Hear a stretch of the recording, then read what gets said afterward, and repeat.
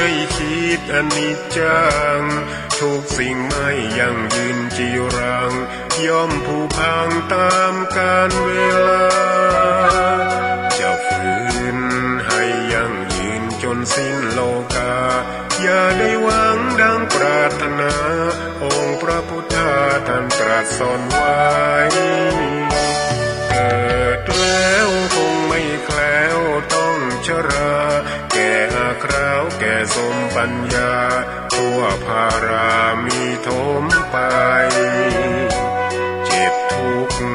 ย่อมเวียนวนมีพ้นใครๆสัตว์โลกล้วนรู้แน่แก่ใจเกิดแก่เจ็บตายหลีกไปไม่พ้นใครหลงคิดหลงติดอัตตาว่าใจแจ้งกมลแม้นใครปลงได้คงสุขล้นชีวิตมีมองมนเกิดมาเป็นคนสมบูรณ์ดับหายเพียงร่างกายไว้ชีวาแต่กุศลผลกรรมทำมาย่อมแปลงค่ากลายเป็นทุนส่งผลให้ทุกคนเวียนวนไม่สูญสุขและทุกข์เป็นไปตามทุนที่พวกคุณได้ก่อทำมา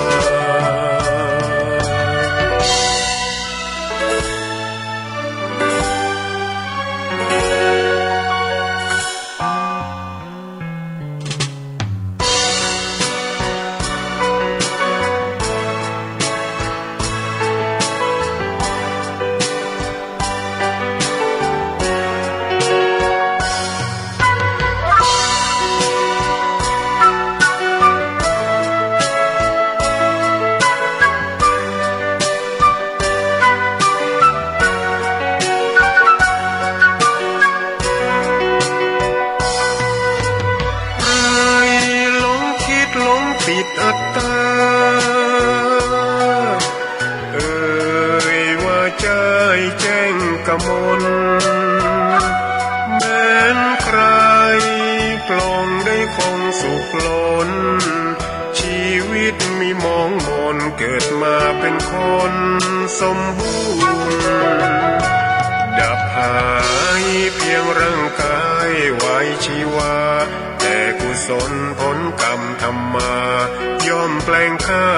กลายเป็นทุนส่งผลให้ทุกคนเวียนวนไม่สูญสุขและทุกข์เป็นไปตามทุนที่พวกคุณได้ก่อทำมา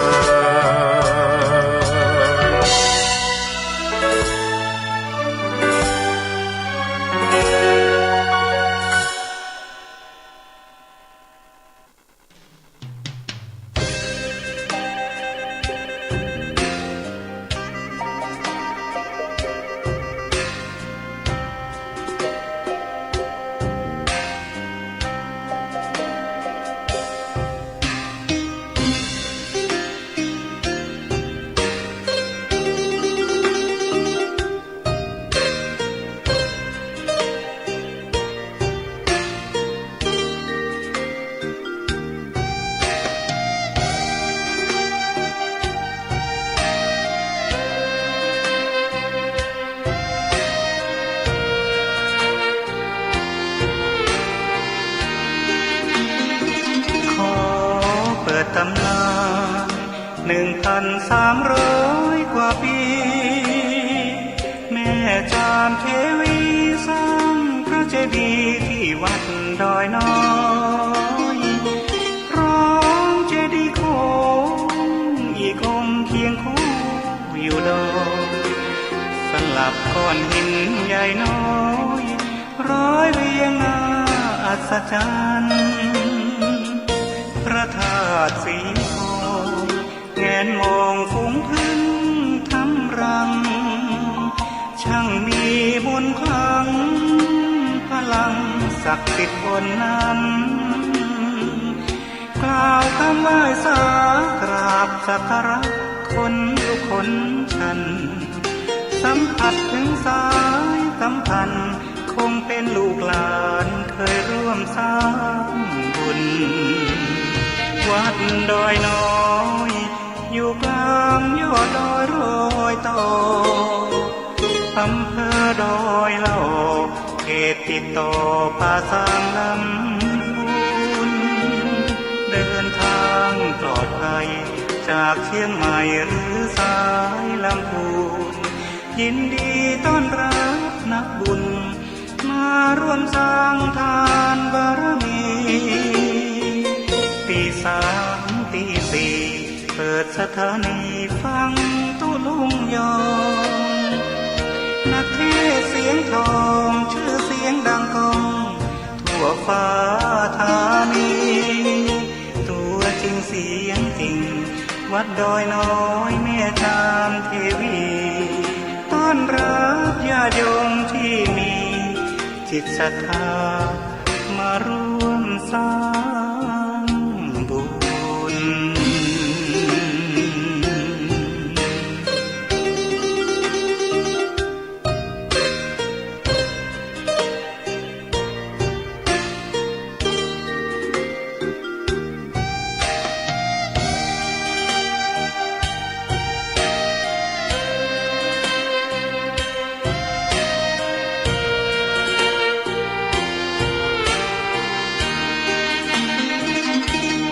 วัดดอยน้อยอยู่กลางยอดดอยโรยต่ออำเภอดอยเหล่าเขตติดต่อป่าสางลำพูนเดินทางปลอดภัยจากเชียงใหม่หรือสายลำพูน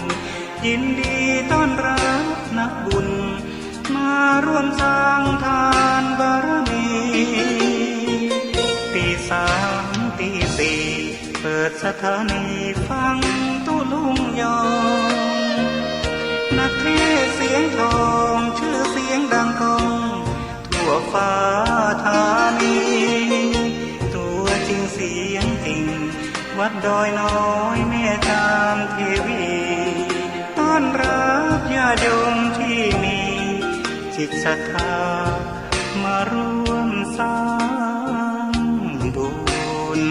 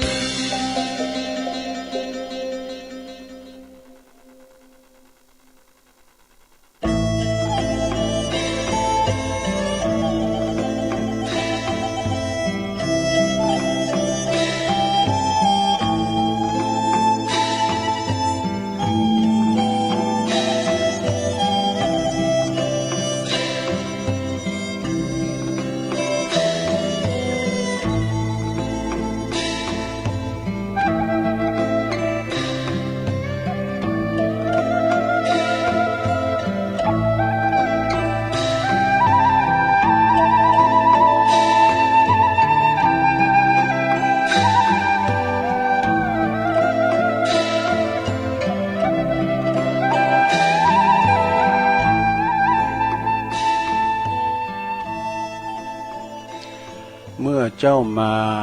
มีอะไรมาด้วยเจ้า เจ้าจะเอาแต่สุขสนุกฉะไหนมามือเปล่าแล้วจะเอาอะไรไป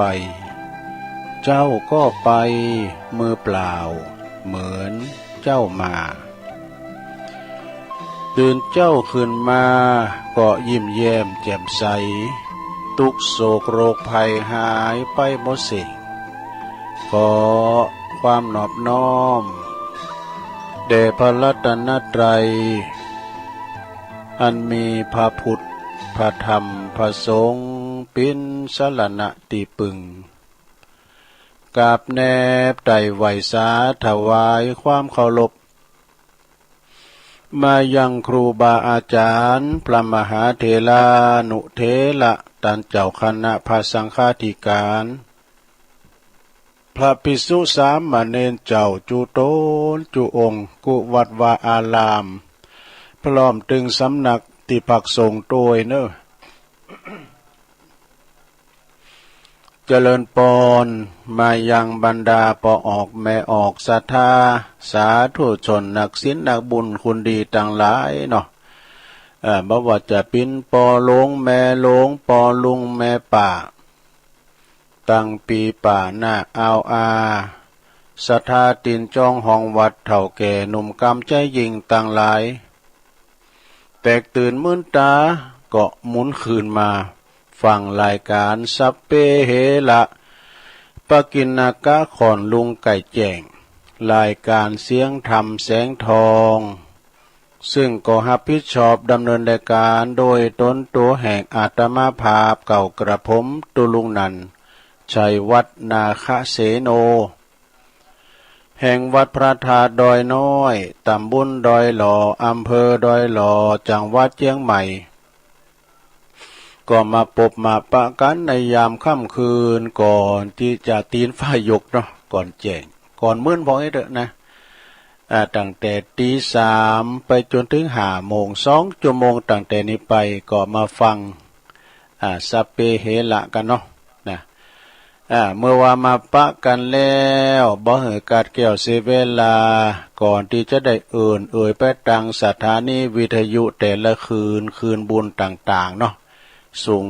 ตรงถึงจองถึงบ้านครับปอหลวงแม่หลวงเขานะตุลุงจะได้นำไหวพระกันเด้อพร้อมแล้วกราบ1กราบ2กราบ3อิมินาสกาเลนะพุทธังอภิปูชยามะอิมินาสกาเลนะธัมมังอภิปูชยามะอิมินาสกาเลนะสังฆังอภิปูชยามะอะระหังสัมมาสัมพุทโธภะคะวาพุทธังภะคะวันตังอภิวาเทมิสวากขาโตภะคะวะตาธัมโมธัมมังนัมมัสสามิสุปฏิปันโนภะคะวะโตสาวกสังโฆสังฆังนะมามินะโมตัสสะภะคะวะโตอะระหะโตสัมมาสัมพุทธัสสะนะโมตัสสะภะคะวะโตอะระหะโตสัมมาสัมพุทธัสสะนะโมตัสสะภะคะวะโตอะระหะโตสัมมาสัมพุทธัสสะอิติปิโสภะคะวะอะระหังสัมมาสัมพุทโธวิจาจารณะสัมปันโนสุขโตโลกวิตูอนุตตโลปุริสตัมมาสาลทิสัทธาเทวมนุสสานังพุทโธภควติสวากขาโตภะคะวะตาธัมโมสันติติโกอากาลิโกเอหิปัสสิโกโอปันนยิโกปัจจตังเวติตาโปวินโยเหติสุปฏิปันโนภะคะวะโตสาวกสังโฆอุจุปฏิปันโนภะคะวะโตสาวกสังโฆยายะปฏิปันโนภะคะวะโตสาวกสังโฆสามิจิปฏิปันโน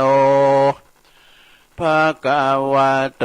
สาวกสังโฆญาติตังจัตตาลิปุริสายุคาเนอัฏฐปุริสาภุคาลาเอสาภะคะวะโตสาวกสังโฆอะหุนายโย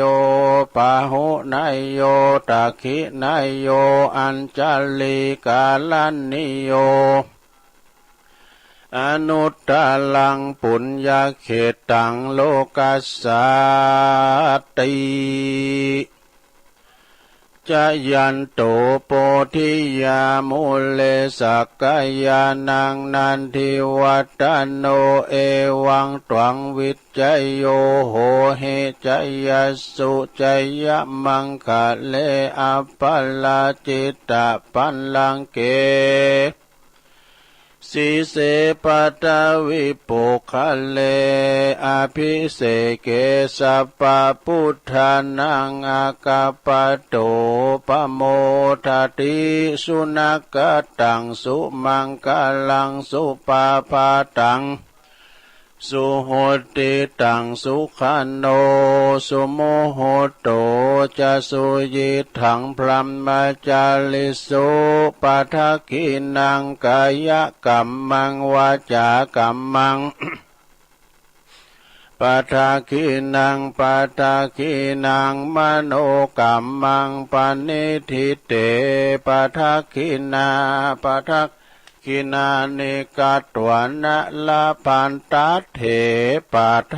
กิเนสัพพิติโยวิวัจจันตุสัพพโลกวินาศตุมาเตภวัตวันตรายโยสุขิติกายุโกภวะอภิวาทนาสีลิสันนิจังวุตตาปัจจายโนจัตตารโอธรรมาวัฏันติอายุวันโนสุขังปะลังเอาแล้วศรัทธาญาติโยมทั้งหลายตุลุงก็นำสวดมนต์ไปปิ้นตีเรียบร้อยก็ขอคุณพระติตะไหลรัตนะผ่านแผ่วตั้งพระแก้วเจ้าตั้งสามประการเนาะจุงดลบันดาลมาปกป้องคุ้มครองรักษาวัดวาอารามตั้งโคงแก้วตั้งสามตลอดถึงครูบาอาจารย์พระสงฆ์องค์สามเณรเจ้าอยู่กับวัดกับว่าได้มาปินเนอร์นาบุญศรัทธาทำบุญสักการะปูชากับไหวหือสิ้นหือปอนเนาะงอกงามไพบูรณ์ในพระศาสนาได้สืบทอดพระศาสนากันไปปิ้นโชงสุดจินใหม่ก็เลือจินโลเองเนาะสุดจินโพก็เลือจินเมนะก็ว่ากันไปก็ขอประออกศรัทธาอยู่ดีมีสุขเนอะมีความสุขกายสบายใจมีสุขภาพพลานามัยร่างกายสมบูรณ์แข็งแรงกินข้าวลำกินน้ำลุงเนอะแล้วก็ลูกหลานตันเต่าหรือว่าคุณเฒ่าคุณแก่อีปอยแม่ที่เดินเหินไปไหนมาไหนบ่ได้ก็เอาวิทยุเอานำทำคำสอนปิ้นกูปิ้นกีมไปเด้อลุงเนอะ อยู่กับน้ำกับธรรมอยู่กับลูกกับหลานปิ้นกำลังใจให้เขาปิ้นลมโพลมใสเขาเย็บบัดใจใส่บาตรก่อนแนะนำไปนะเป็นตัวอย่างให้กับลูกกับหลานไปนะลูกหลานทั้งหลายเนาะแต่ว่าตลอดถึงคุณหนุ่มคุณกำปอบ้านแม่บ้านอาจจะไปกัดไปหลีครับรถขับล่าก่อนระมัดระวังรถมาก็มีหลายนะยังบีบิน ใจความบ้าหือประมาทกันเนาะถึงจุดหมายปลายทางโดยสวัสดิภาพทั้งขาไปและขากลับศรัทธาญาติโยมวันนี้มาปบมาปะกันตรงกับวันนี้วันปิ่นที่10แล้วเนอะศรัทธาวันที่10ของเดือนมีนาคมดู2566เข้ามานี่เนอะศรัทธาวันเวลาก็ลงเลยผ่านไปก่อนที่จะเอิ่นไปทางอื่นเอาคติธรรมมันเราสู่จู้กันฟังวันนี้มีมรดกธรรมเนอะ จะเตดนำเตดธรรมให้ศรัทธาได้ฟังกันนะ ก็จะขอเอ่ยไปตั้งสถานีวิทยุในเครือข่ายที่เปิ้นรับสัญญาณรายการธรรมภาคภาษายองช่วงเวลาตั้งแต่ตี 3 ถึง 5 โมงเด้อก็ต้องขอขอบคุณสถานีวิทยุเพื่อการพระพุทธศาสนาการศึกษาและวัฒนธรรมวัดฝายหินเนอร์ตำบลสุเทพอำเภอเมืองเชียงใหม่ FM 104.50 เมกะเฮิรตซ์โดยเมตตาบารมีธรรมอาจารย์พระครูสมุวิสุวัฒน์วรกิจโจเปิ้นก็ลิงก์สัญญาณไปตั้งแต่เพลงมาแล้วนะศรัทธาหงขลงในเมืองก็ฟังกันจนถึงเจียงดาวบุญข้ามไปเพราะหลายดอยถึง2 ดอยมอนดอยขุนตาลดอยนางแก้วอีกกันเนาะนะขอบคุณสถานีวิทยุคณะสงฆ์อำเภอฝางตั้งอยู่ที่วัดพระบาทอุดมนำบ่อสาวาสำนักวิปัสสนา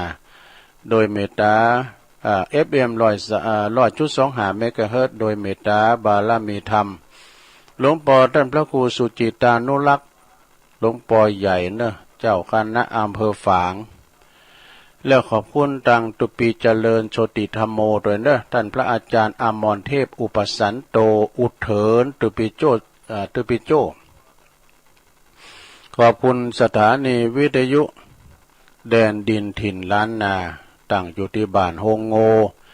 ตำบลนำบ่อลงอำเภอสันป่าตองจังหวัดเชียงใหม่ FM 103.50 เมกะเฮิรตซ์เด้อโดยคุณรุจิสมบัติเงาคำนะขอบคุณสถานีวิทยุคลื่นธรรมะของชุมชนวัดห้วยตองซักอำเภอจอมตองเด้อ FM 98.75 เมกะเฮิรตซ์โดยเมตตาบารมีธรรมอาจารย์ท่านพระครูวาปีวรมานิชนะแล้วก็ท่านพระอาจารย์ชวลิตชยวังโสลิงสัญญาณไปโซนไต่สายแต่ก็ฟังกันตั้งแต่เพลงมาแล้วเน้อขอบคุณสถานีวิทยุมนต์เสียงธรรมจากอำเภอแม่แจ่ม FM 106.25 เมกะเฮิรตซ์โดยเมตตาบารมีธรรมอาจารย์หลวงพ่อท่านพระครูมงคลวิสิทธิ์หลวงพ่อใหญ่เนอะเจ้าคณะอำเภอแม่แจ่มขอบคุณท่านพระอาจารย์ปลัดอุทัยตึง2อุทัยโดยเนอะขอบคุณสถานีวิทยุเน็กเนลเรดิโอFM 96.75 เมกะเฮิรตซ์ตั้งอยู่ที่บ้านจงตำบลทุ่งขวาวห้างหุ้นส่วนจำกัดอนุสรณ์เรดิโออำเภอเมืองปานจังหวัดลำปางขอบคุณสถานีวิทยุชุมชนคนเหนือเขื่อนตั้งอยู่ที่บ้านดงดำอำเภอฮอดจังหวัดเชียงใหม่ FM 90.75 เมกะเฮิรตซ์ด้วยขอบคุณสถานีวิทยุ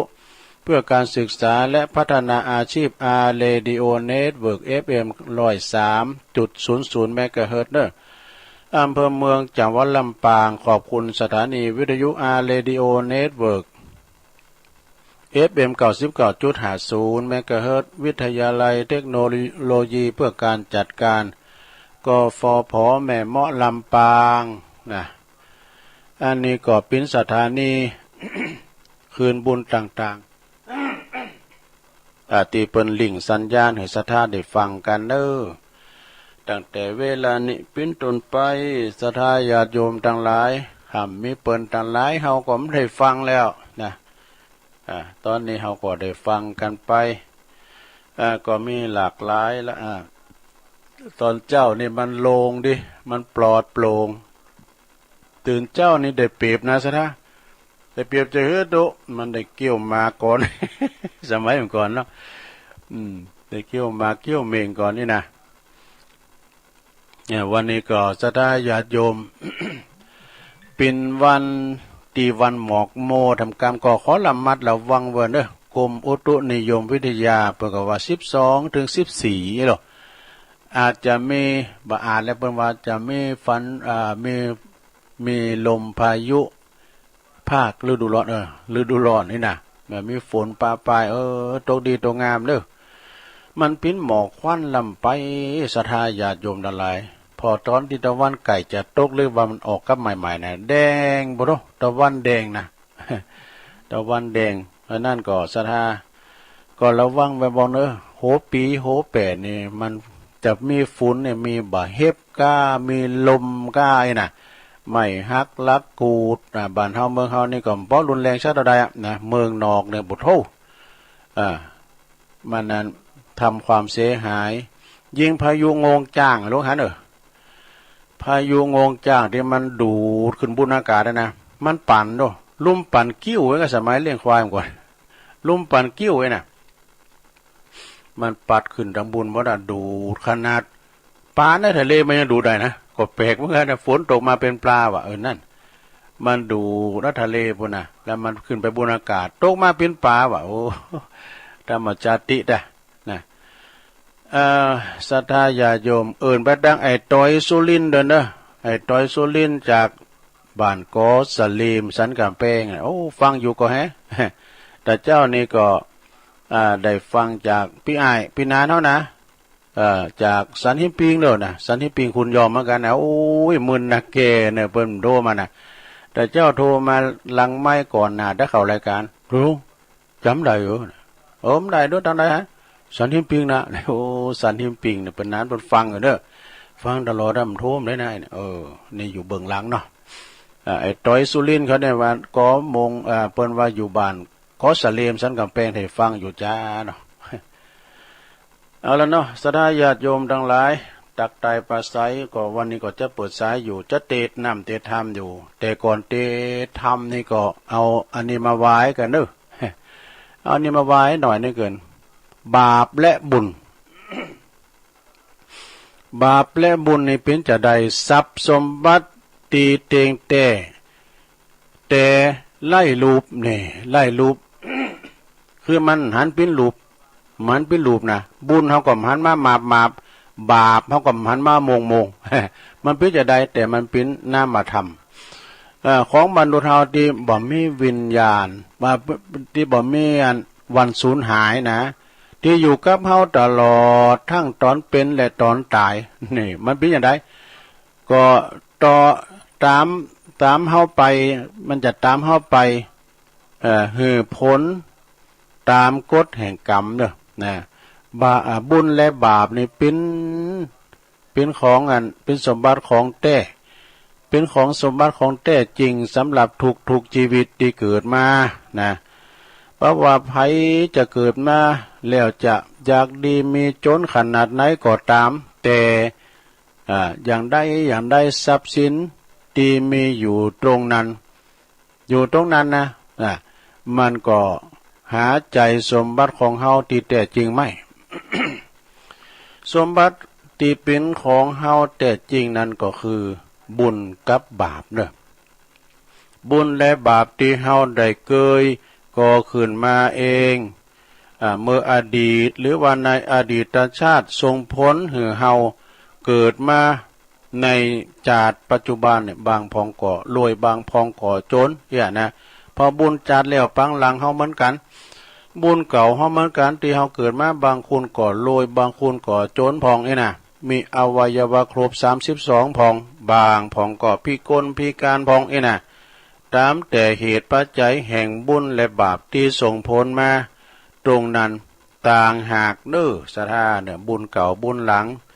ที่เป็นสมบัติของเฮาอย่างแท้จริงแล้วก็จะติดตามเฮาไปจนกว่าเฮาจะตายดูบุญนี่นะติดตามเฮาไปจนตายบุญเด้อแต่ถึงแม้ว่าเฮาจะตายไปแล้วบุญและบาปนั้นก็ที่เฮาเคยก่อไว้ตอนที่เฮายังมีชีวิตอยู่ก็จะบ่หยุดยั้งก็จะต้วยส่งผลบ่สูญหายสลายไปที่ไหนเด้อนะบุญและบาปที่เฮาได้เคยก่อสร้างได้ก็เคยก่อไว้ก็ยังคงติดตามเฮาไปทั้งภพหน้าและภพนี้แล้วก็ภพหน้าอย่างไม่มีจบสิ้นนี่อันว่าบุญและบาปนี่มีอานุภาพมากมายขนาดไหนสามารถที่จะส่งผลให้เฮาแบบข้ามภพข้ามชาตินี่ข้ามภพข้ามชาติกันเลยทีเดียวเพราะชีวิตจะเป็นไปแบบที่บุญทำกรรมแต่งเนี่ยบุญทำกรรมแต่งทั้งตอนเป็นและก็ตอนที่เฮาตายไปแล้วบ่มีทิศทางที่จะหลีกลี่หนีพ้นไปได้นะยกตัวอย่างเฮาเคยสร้างบาปไว้มากมายแต่เฮามาสร้างบุญสำหรับปกป ปิดบาปของเฮาไว้นั่นน่ะมันเป็นไปบ่ได้ซะท่านะบุญก็คือส่วนบุญบาปก็คือส่วนบาปเด้อเฮาจะต้องไปชดใช้บาปกรรมจนกว่ากรรมหมดสิ้นบาปเวรกรรมแล้วบุญถึงจะส่งผลให้เฮาสนองคืนให้เฮาอย่างเฮาเต็มๆเพราะว่านะเพราะมันเป็นสมบัติส่วนตัวของแต่ละชีวิตอยู่แล้วนะอันสมบัติที่แท้จริงทั้งหมดนั้นมันก็เป็นกฎธรรมชาติที่บ่อาจจะฝ่าฝืนเฮายังความเตรียมว่าสร้างจุดยืนไว้ได้ฉะนั้นก็ให้สร้างบุญไว้เด้อศรัทธาสร้างบุญไว้ บุญนี่ก็จะส่งผลให้เฮาไปสู่ที่ดี ไปสู่ที่ดีนะเพราะฉะนั้นก็ศรัทธาญาติโยมเฮาสร้างบุญก็คือแสงสว่างสร้างบาปก็มืดมนอนทการเด้อสร้างบาปสร้างบุญก็แล้วแต่จิตใจไผมันเนาะแต่ขอแนะนำสร้างบุญไว้ก่อนนะลุงเนาะผู้นั้นนี่มันถึงไว้ไก่ฝั่งมากาเนี่ยเลย60-70มาถึงใจเวเข้าไปทางวัดหมดแล้วเนี่ยมันหมดละนะมันจะเป็นไปอย่างนั้นเนาะอันนี้ก็คือบาปกับบุญนะติดตามส่งผลเข้าไปทุกภพทุกชาติข้ามภพคำชาติเลยทีเดียวนะเกิดว่าเขาอยู่มาถึงมื้อถึงวันหลงก็เกิดพอเนาะคุณนั้นเนี่ยปุญญมังมีสีสุขแล้วอยู่เฮิรนแดงปึงหลึงนี่นะมีรถมีหยังก็บุญเพิ่นน่ะเพิ่นได้สร้างไว้นะเนาะบางพ้องก็ตำอ้อยตำค่อยผู้จักตำอ้อยตำค่อยทุกเขาดินเขายาไอ้นะเนี่ยก็เพราะส่งผลนั่นจัดแล้วปังหลังเคยเป็นจะฮื้อพองก็อายุมันยืนยาวพองก็อายุแสนนี่นะก็แล้วแต่กรรมไผบุญมันเนี่ยบุญนำกรรมแต่งสระในตุลุงจะได้ อันเรื่องระวังภัยก่อนนะสถานเนาะอันนี้เป็นความจริงนะมันจะว่าเป็นนิทานเนอะเพราะว่าระวังภัย9-1 คนตายเรียบ อันนี้ สุมาได้ลงนะอันนี้แม่ทองคำพรหมมินจากปุณนะอินทขินเปิดสูงมาเนี่ยอันนี้เปิดสูงมาเตือนเนอะสถานเนอะก่อนหน้าฟังไปเหมือนกันนี่ลองฟังก่อนนะลงเนอะคุณเฮาบ่เดี๋ยวนี้ฮู้หน้าหันหน้าบ่หันใจนะสะดาหันหันเปิ้นโอ้ยเปิ้นรูปร่างลักษณะงามจะไปไว้เน้อเจือใจเน้อบางคนเนี่ยโอ้ว่าคุณบ่ดีบ่งามแต่จิตใจเป็นบุญก็มีนะสะดาลองฟังเลยเน้ออย่าไว้ใจทางอย่าวางใจคนเนี่ย9 คนตายเรียบพร้อมหยังโภคคุณงานครับรถปิกอัพเน้อจากภาคอีสานจะไปทำงานที่ภาคใต้นะจะไปทำงานที่ภาคใต้ระหว่างทางนั้นก็หยุดเติมน้ำมันกันที่ปั๊มน้ำมันแห่งหนึ่งก็มีพ่อใจคนหนึ่งเนี่ยขออาศัยขึ้นไปโดยรถขึ้นรถไปโดยบอกว่าผมตกรถครับผมบ่มีรถปิกบ้านผมขึ้นรถบัตรตันผมเล่มบัตรได้ไปกระเพื่อนสกรรมนี่นะโดยความมีน้ำใจเนาะคุณตังเก่าคุณนะก็ขึ้นมาด้วยกันครับเป็นอย่างขึ้นมาด้วยกันนี่กะกาขึ้นมาโดยรถกันไปโดยการวิ่งระยะทางก็ต้องหยุดพักเติมน้ำมันเป็นระยะเป็นจุดนะจุดหนึ่งพอคุณมาขึ้นรถเนาะ คุณต่างหลายก็มาขึ้นรถนะพร้อมกันหนุ่มที่ขออาศัยขึ้นมานะแสดงความมีน้ำใจว่ะแจกเครื่องดื่มกะแจกเครื่องดื่มบำรุงร่างกายให้กับใจต่างเก่าคนละขวดนะบอกว่าผมซื้อให้ทุกคนที่พวกท่านมีน้ำใจเองค่ะมีน้ำใจต่อผมเองค่ะแล้วก็ทุกคนก็ดื่มกันจนทุกคนทั่วหน้ากินกันถึงเก่าคุณยุดไว้สักคุณนะโอ้อันนี้ผมกินบ่ได้เนอะมันมีไว้ไผว่าสิเพราะว่ากินก็เสียเมื่อว่าพอรถวิ่งขึ้นมาได้สักระยะหนึ่งทุกคนนะก็ปวดต้องบอบพร้อมกันเจ็บต้องอย่าเปิ้นบิดปกเจ็บต้องทุรนทุรายเพราะในเครื่องดื่มนั้นมันผสมยาขายาดูกัมมอกโซนเนี่ย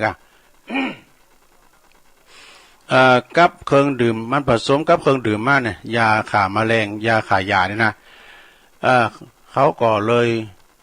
ตายกันหมดถึง9 คนซะนะแล้วเขาก็จึงทิ้งศพอยู่ทิ้งศพไว้ข้างทางแล้วก็นำเอารถไปขายในราคาที่บ่กี่หมื่นนานเนี่ยนี่ซะอย่าไว้ใจทางอย่าวางใจคนเอ็นดูเขาเอ็นเราขาดอย่าไปขบคนผ่านในจรหมอนหมิ่นเนอะนะอย่าไปหับฝากของทุกคนถึงจะหู้จักกันก็ตามเถอะอย่าได้ขบคุณขึ้นอย่าได้หับคุณขึ้นรถกลางต่างกาในปั๊มอันนั้นปั๊มกาปั๊มน้ำมันกาเขาอาจจะมีสิ่งที่ผิดกฎหมายอยู่ในตัวผ่องถ้าเฮาจะเป็นว่าเฮาจะผิดฐานนะสมหู้ลมคิดทางที่เขาขอขึ้นอาศัยรถเฮามาแต่แน่เฮาฮู้กับเขานี่ในกระเป๋าเตี๋ยวอาจจะมียาอาจจะมีจ้ามั่วนะการเฮาเอาเขาขึ้นไปตัวนี้นะเปิ้นเกิดด่านเนาะเปิ้นโอ้คุณอันนี้บรรทุกคุณขับรถมานี่เปิ้นเอาพิษหมดซะนะหาว่าสมหู้ลมคิดอย่าเอาไปพอผลิตไฮโลเนาะผมจะเตงได้นะตำรวจยับหมดไปขอเพิ่นดูเนาะสมหู้รวมคิด แล้วก็เขาก็ขออาศัยมาเนี่ยเป็นว่าเขาก็ในท่านในขออาศัยขึ้นรถมาก็หับคนขึ้นรถซึ่งในตัวเขาอาจจะไม่ยาบ้าหรือว่าขึ้นรถมาแล้วอาจจะไม่ผิดกฎหมายนะหรือว่าผิดกฎหมายอย่าไปสงสารเขาเนอะวะเพราะเฮาจะลำบากดังเลิงคนหนึ่งคนข่าคนถึง9 คนเนี่ยนี่บัจจัยปิ้นนิยายบัจจัยปิ้นเลิงบัจจัยปิ้นนิทานปิ้นเลิงจริงที่เกิดขึ้นแล้วนะรวมทั้งแต่ยารวมทั้งรับฝากของขอฝากอันนี้ไปเนอะลุงหันลุงนี่นะหรือว่าหือคนอาศัยขึ้นรถไปโดยปิ้นเลิงตีเกิดขึ้นจริงๆบัจจัยนิยายหวังดีเนอะอันนี้นะเปิ้นสูงมาเลยอันนี้ก็แม่ทองคำพรหมินทร์เหมือนกันอันนี้เตือนสติในสถานเด้ออันนี้มันเป็นเรื่องจริงนะเราจะไปประมาทเนอะศรัทธาญาติโยมทั้งหลายอย่าประมาทกาดอย่าตกนะเปิ้นก็ว่าคุณเฮาหันหน้าบ่หันใจทุกคนเฮาเกิดมาเหมือนกันหมดแต่ว่าบางทีนี่แม้แต่ว่าปีแต่น้องก็ตามเดิมซ้ำเตยก็ได้เหมือนกันนะเฮาก็จงระมัดระวังโดยความปิ้นโหงปิ้นใยนะหวังเตือนให้กับศรัทธาที่ว่าใจหมอใจบุญขึ้นมากันไปด้วยกันนะหาหู้ไม่ว่าเขาหมู่นั้นเนี่ยอาศัยรถเฮาและเวลาว่าเปิ้นเกิดด่านเกิดสัง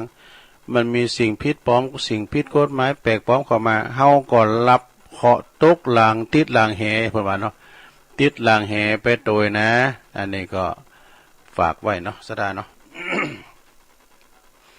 มีแต้มเลิงนึงเนอะ อันนี้นะอันนี้เป็นนิทาน เป็นนิทานแปลว่านิทานเรื่องนี้เปิ้นบอกว่าเปิ้นว่ามีกหบดีคือเศรษฐีคนหนึ่งนะตันสอบกินข้าวตีหิมหน้าต่างหิมป่องกินข้าวไปแล้วก็ชมนกไปนะพอนกไปวันหนึ่งหันนกโอ้ยนกกาแกก็งามนนนะก็งามเนี่ยชมนกชมไม้ไปกินข้าวอยู่ที่หน้าต่างอยู่ในป่องนะวันหนึ่งนี่ขุนนกเนาะขุนนกหล่นมาใส่เข่าในจานนะในจานเมที่เป็นตกแต่งแล้วนะตกแต่งไว้แล้วก็เมประกบหันเนาะทั้งที่ว่าเอาเข่าใส่จานแล้วขุนนกก็ตกใส่ในจานเข่าอยู่ขุนหนึ่งแล้วก็เอาไปใส่ไว้ท่านเศรษฐีนะคือฮับบดีกินเนี่ยก็หู้ซึกว่าระคายคอกินเข้าไปโอ้แกงนี่ก็ล้ำขนาดกินเข้าหู้ซึกระคายคอเลยสุมาเนาะเปิ้นหากออกมาอาเจียนออกมาว่าก็หันขุนนกอันอยู่ในจานแล้วก็กินเข้าไปมันก็บ่สบายใจว่ะนะหน้าตาก็เศร้ามองไปเศรษฐีนะนกนี่เอาก็ส้มมันจะดีเนี่ยมาเอาขุนมาหลุนใส่จานเข่าเฮาเนี่ยเอาจนหักออกมาคือถามเมก็เมไปก็ถามว่าเมยังกะทานเศรษฐีคะน่ะที่อวกออกมาน่ะขุนออกมา1 ขุนว่านั่นเศรษฐีก็ว่า สูจะไปบอกของไผเนอะนี่นะไปบอกไผเมย์ก็หับปากว่าบ่บอกบ่อู่ของไผบ่อู่ไผฟังเนี่ยลูกจ้างหันเจ้านายหันเจ้านายพอใจบ่สบายก็เลยถามแม่นายถามนางเศรษฐีน่ะแม่เศรษฐีแม่นายเป็นหยังอันเจ้านายปอนายพอเยิมหน้าโศกหน้าเศร้าหรือว่าเปิ้นหากออกมาเนี่ยมันทหารน่ะเนาะคุณใจเนาะมันมีคุณนกติดมาเฮ้ยลูกจ้างเฮ้ยน่ะลูกจ้างก็ อันแม่เศรษฐีก็บอกว่าหันแล้วโหแล้วไปบอกไผเด้อน่ะดักไว้อยู่คุณใจนั่นก็เลยไปบอกถึงคนนั้นคนนี้เอกอะมันปากมันไปสู้เนาะไปเอาขอดังกันไปดีกว่าไปบอกคูณ2คูณ3คูณก็ไปบอกมีเปิ้นเขาเปิ้นก็บ่เจ้านายของเฮานี่หากออกมาเป็นคุณนกเอกอะเป็นคุณนกแล้วก็ไปเล่าถึงการได้ลีก็ในการได้ลีเนาะก็ตกคุณนาคุณหลายตกอื่นตกใจก็ว่าไข่หันทันเศรษฐีหากมาเป็นนกเนี่ยมันความจริงนี่เป็นคุณนกได้นะไข่หากออกมาเป็นนกแล้วบินกันพื้นๆมันเก้ามันไม่หน่อยเดียวนะเหมือนกับน้ำพึ่งหยดเดียวนะเนาะเบื้อก่อมาเบื้อก่อลีนเบื้อก่ออันแมงเนี้ยก็แมงกระเบือเอกะเอาเขาก่อมาแมวเอาเขาโตเจ้าของมาเจ้าของแม่มันถูกกันนี่กะเนี่ยเพราะน้ำพึ่งหยดเดียวอันนี้ก็เหมือนกันนะคุณนกคุณเดียวทำเหมือนดังกันตึ้งตลาดเปิ้นแห่กันมาเตียในคุ้มเศรษฐีหมดว่ามันใจนะอันนี้เปิ้นหากเป็นคุณนกมันจะว่านกออกมาบินยับมันใจ อันนี้ก็จบลงไปเนอะอันนี้เป็นนิทานกล่อมเนาะขอบคุณแม่นวลศิริเนอะเอาส่งมาแล้วยังมีแถมเลิงหนึ่งสราญาติโยมนะมีแถมเลิงหนึ่งก็อันนี้เป็นข่าวบริการเนาะเดี๋ยวจะประกาศเนอะขอแสดงความเสียใจกับคณะศรัทธาวัดใหม่ป่าฟางโดยท่านเจ้าอาวาสเปิ้นได้ละสังขารไปเดี๋ยวก็ประกาศเนาะท่านอาจารย์มงคลสุมังคโลติ๊กว่านี่แล้วมีไหนนิทานเนาะเดี๋ยวก่อนผู้ที่ทำคนเดิมเอาอันนี้ก่อนเนาะศรัทธาไหนก็ตั้งไว้แล้วจะได้เตดนำเตดธรรมกันได้มรดกธรรมเจ้านี้เสนอในเรื่องสุภาษิตคนเมืองคนเมือง สุภาษิตคุณเมืองเนอนะอันนี้เป็นธรรมของปนันปันอินมาศจากดอนใจแม่ทาดอนใจเนาะ ก็มีเจ้าภาพเนี่ยสดาญาติโยมทั้งหลายเจ้าภาพแจ้งความจำนงมาก็มี ปอสมศักดิ์แม่เพนขาวเตี้ยบ้านตาจ้างอำเภอเวียงหนองหล่องทำบุญตาลไปหาตาลน้ำท่านทำไปหาปะอุ้ยน้อยปันแม่อุ้ยเงินจินาอินะแล้วก็นายอเนกไซกวินตาลไปหาพ่อสอนชัยไซกวินเนอะแล้วก็อันนี้พิสพานบุญแม่เพนแล้วก็มีแม่คำปันจอมทันบันสันปุเลยบ้านหงแม่จันทรานันทิสิงห์บ้านสันศรีเจริญแล้วก็แม่วิลาวันอุปการะบ้านน้องหล่องเนอะทำบุญตานไปหาเจ้ากรรมในเวรทั้งหลายด้วยเนอะก็เดี๋ยวเกมนำหยาดเนอะแม่เพนเขาแล้วแต้มกรรมหนึ่งก็แต่ว่านี่เปิ้นไปจะลองมาไปสีจอมตองวัดประทาดมาแวว่าแล้วก็อันตุลุงก็เฝ้าวัดว่าดึงไปไหนเปิ้นก็มาก็พอใจก็อันท่านเฮ้ยนะอันนี้บัดอันตุลุงยองแม่ก็แม่นะกะแล้วตุลุงยองไปไหนก็เฮาเนี่ยกะ เนี่ยเป็นว่าแม่ครูเขาแม่หมอเขาเป็นมาไข่หันโตไข่หันตีนเป็นตัวอย่างอี้แท้เนี่ย เปิ้นอยู่ปุ้นบ้านน้องต้องนะบ้านน้องต้องอำเภอหางดุงจังหวัดเชียงใหม่ก็ได้มาไหว้พระธาตุโดยไปวัดพระธาตุศรีจอมต้นแล้วมาเวทีวัดพระธาตุโดยน้อยก็แม่ครูรำพันธ์เทพรังสีนะแม่ครูวิจิตรยศเดชนะแล้วก็แม่หมอศรีพันธ์ชัยชนะแล้วก็ปนานแล้วก็มีตุปีเลขาด้วยเนี่ยตุปีเลขาของหลวงพ่อท่านพระครูอาทรวิสุทธิคุณนะหลวงพ่อเจ้าคณะอำเภอหางดงนะตุปีเปิ้นก็เป็นเลขามาเวที่นี่เนาะขออนุโมทนาด้วยอันนี้ก็เป็นเจ้าภาพด้วยนะแม่ครูลำพันธ์เทพรังสี แม่ครูวิจิตรยศเดชแล้วก็แม่หมอศรีพันธ์ชัยชนะจากหนองตองเด้อหางดงตีเปิ้นได้มาแวะแอวหาเนาะและตุลุงจะเตทำกันเด้อศรัทธาญาติโยมทั้งหลายพาสิทธิ์คุณเมืองนะก็เดี๋ยวก็มาก็เดี๋ยวมาปั่นป้อนแนวกล้ำเนาะต่างอกต่างใจฟังธรรมกันเด้อปิ้นบาล็อกก็แก๊กนะทำผูนี่นะมันเตียยากหน่อย ทำของปนันปั้นก่อนเนอหาสละจะดีนะลองฟังก่อนเนอเอาไว้นะโมตัสสะภะคะวะโตอะระหะโตสัมมาสัมพุทธัสสะสุสุสังลัมภเตปัญญันติสาทโวดุลาสาปุลิสาตั้งหลายตั้งยิ่งใจน้อยใหญ่ผู้มักไฟตั้งบุญนะจิตกาลุนเพื่อแผ่กาตำแต่ตั้งดีละเว้นหนีตั้งบาปใจสุภาพผ่องใสตั้งใจมวลหมู่พร้อมหน้าอยู่ฟังธรรมจุงดาจำเที่ยงเต้าเฮาจักเล่าเรียบเลียงยังภาสิทธกำเมียงกำเมือง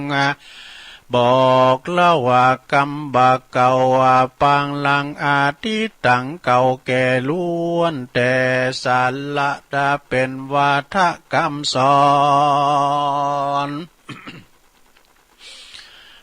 ห่างไกลของคุณเป็นที่อุ่นอกอุ่นใจถ้าภายในนั้นใจได้เกิดหูใดหันทำแล้วน้อมนำไปใจยึดถือไว้กับตนจักเป็นมงคลปาเสริฐปาเกิดสวัสสาดีเป็นทุก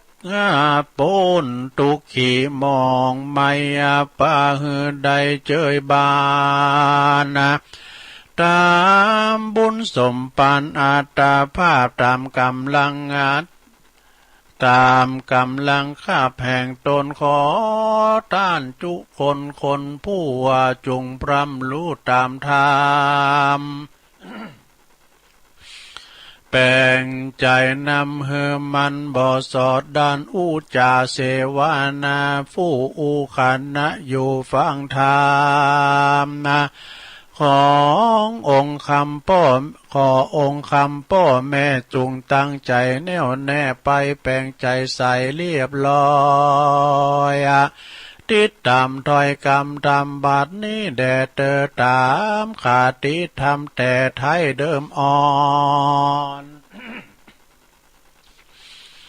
ได้จะสอนไปใจว่าละเศษไฟป่าไม่ละเศษไข่ป่าตายละเศษนี่จังลายเมื่อซอยละสัตถูถอยกาทาลุนจังบ่มีกุลแต่โสดจักมีโตตวยมาอันว่าคงปานลายใหญ่กว้างบ่มีเจ้าจ้างสามเวยสีบ่เป็นก็เป็นผู้ลีปังเป่าเยื่อมบ่มีเขามองได้ห่อเฮือนใหญ่หลายแหล่เต็มจูงแง่อันนาบ่มีวัดว่าอยู่ไกลก็เป็นบ้านใหญ่เสียทรงมีเงินเต็มทงจุกคือกูใจบ่มีความหู้ติดตัวยิงบ่มีผัวห้ามมาหัวมาสร้างคนขี่จ้างบ่มีขอฟังแต่สอบ่มีปีบ่เป็นที่ใจบ้านบ่เป็นที่บ้านใจ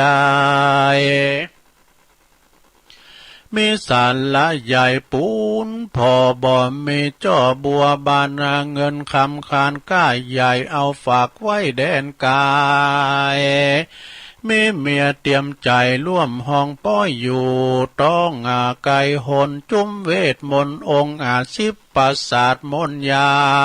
ม บ่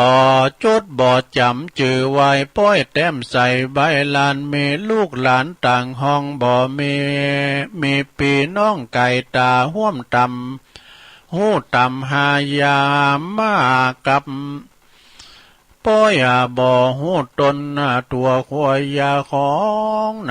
าเนใส่ต้านว่าไว้ศูนย์โยเป็นตุโขเสียเปล่าแม่นแต่เล่าว่าความจริงกันว่าผัวเป็นหิงหรือเมียเป็นคอง กันละว่าผัวเป็นแก้วหืมเมียเป็นแสงจักบ่อแหงแตกม้างบ่อยาล้างไกลกลากันจักหิปันมาก็หาก่อปันใดบ่มหมนไม่เสื่อมสูญเปิ้นว่า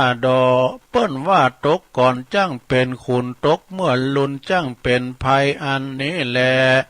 อย่าเฉยอย่าเมยเมื่ออ่อนเอาไว้หันก่อนเอาไว้หันก่อนบ่หอนได้กิ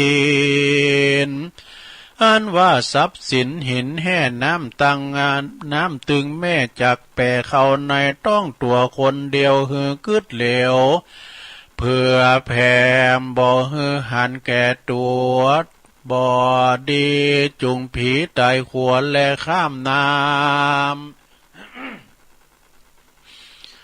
ำมันจังลาปองล้ำปองดัวเบียนคุยกรรมมาบ่กำกึดดีขายสาลีนอนศาสตร์กำกึดสลาดขายศาสตร์นอนสาลีบ่ดีเตคุยหือยุงบ่ดีใจกุ้งไปหาหนองบ่ดีจองห้องต้านนี่บ่กันว่าย่ำทีหือจ้าง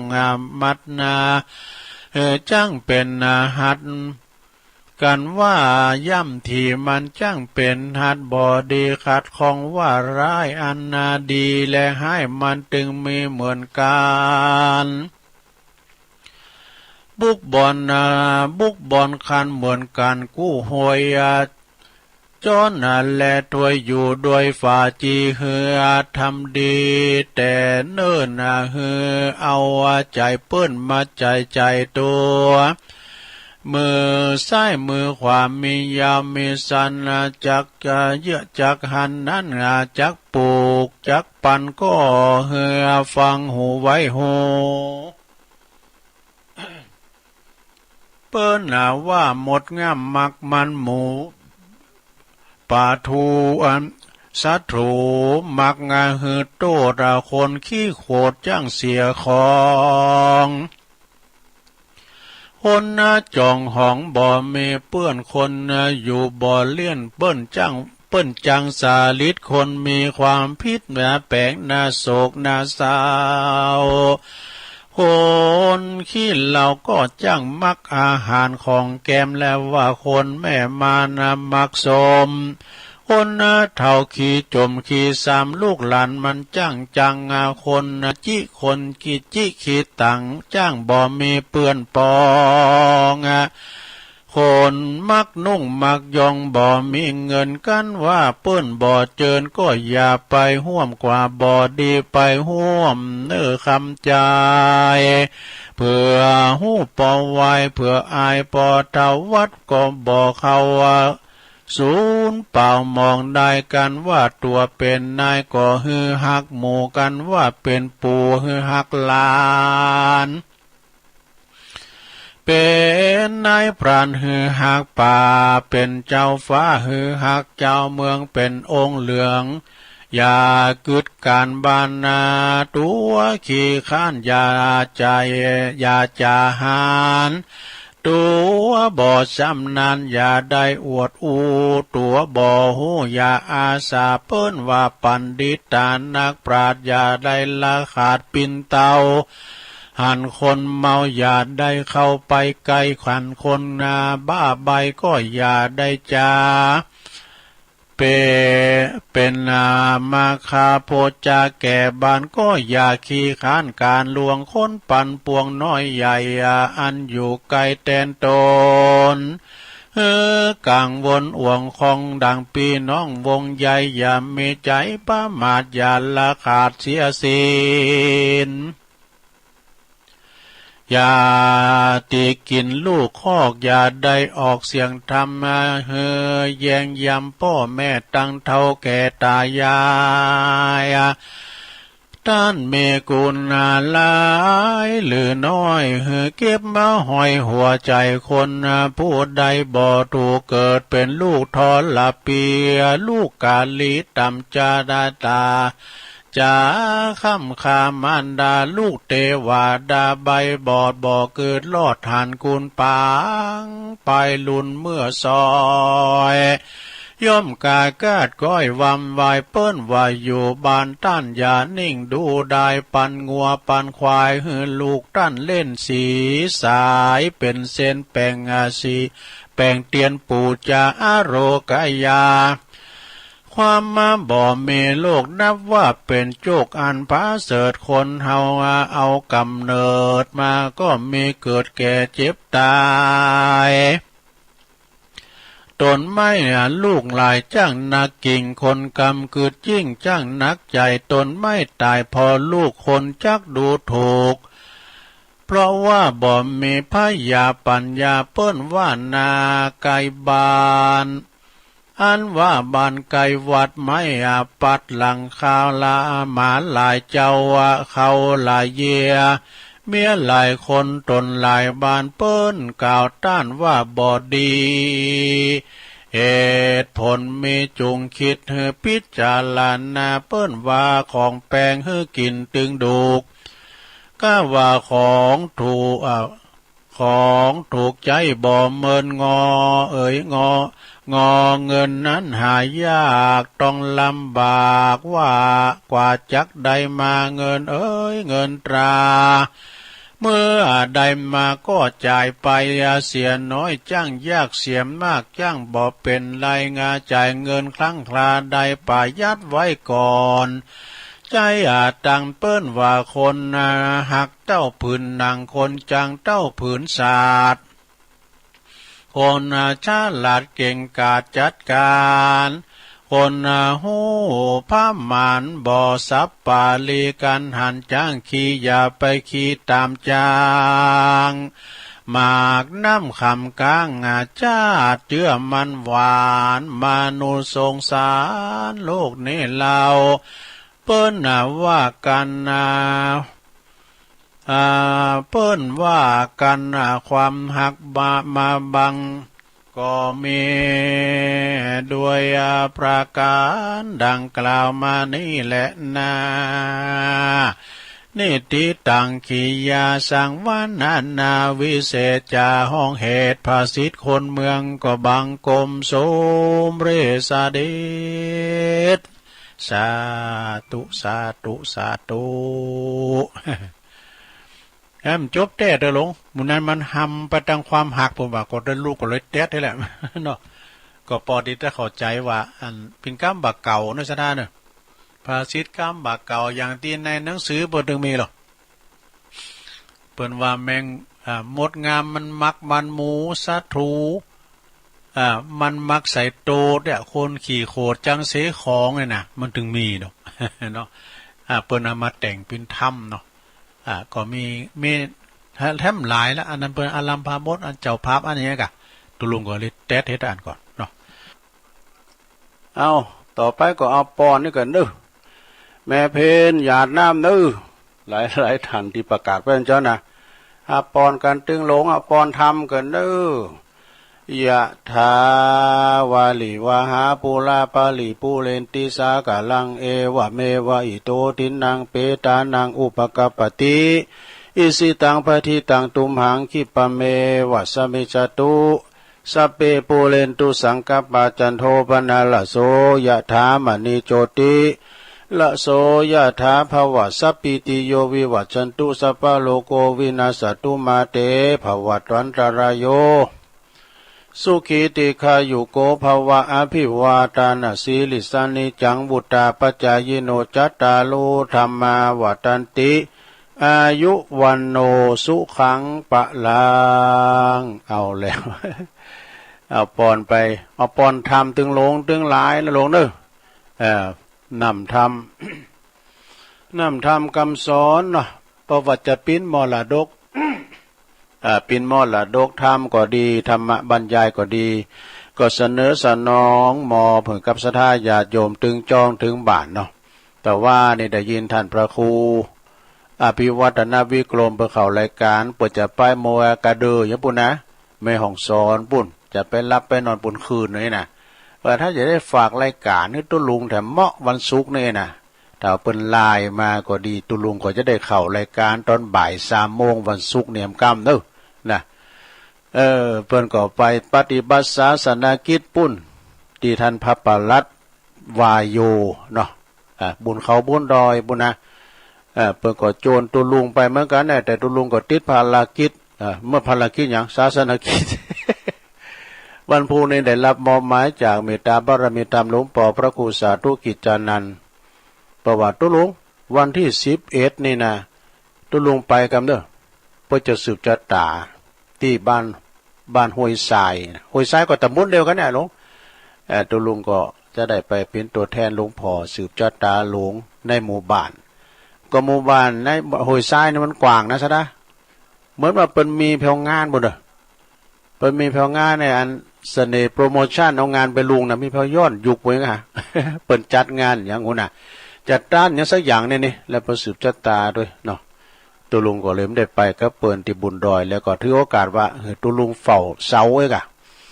อาจจะได้เตนบึดโดยตอนตอนบ่าย3 โมงแรงบึดนะอันนี้ก็ฝากฟังไว้เนาะเอาแล้วอันนี้มาวามก้ามกันเนาะเจ้าของงานแมนนสิริหินเขียวอันนี้เอาหังปีอ้ายใต้โหตุลุงนะบรรจงกันทวงศ์นี่อันนี้เพิ่นบอกว่าชีวิตเฮาแบบเรียบง่ายนะก็เดี๋ยวองค์การไปโทรมาอย่างชีวิตเฮาแบบเรียบง่ายความสุขความสะดวกสบายกับการใช้ชีวิตที่เหลืออยู่นะ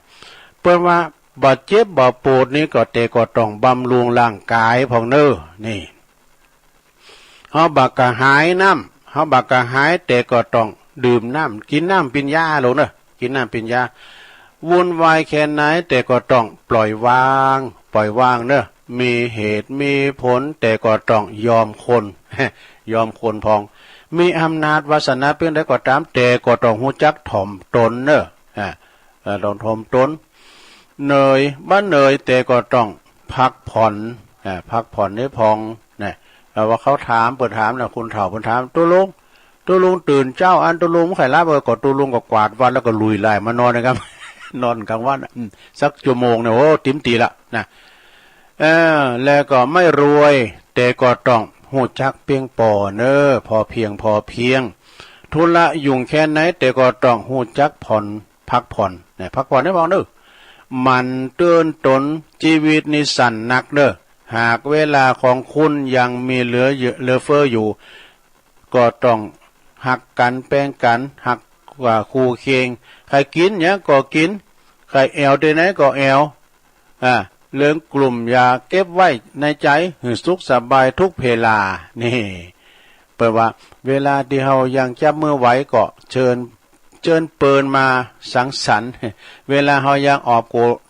บกอดกันไว้ก็โอบกอดให้มันชื่นใจนี่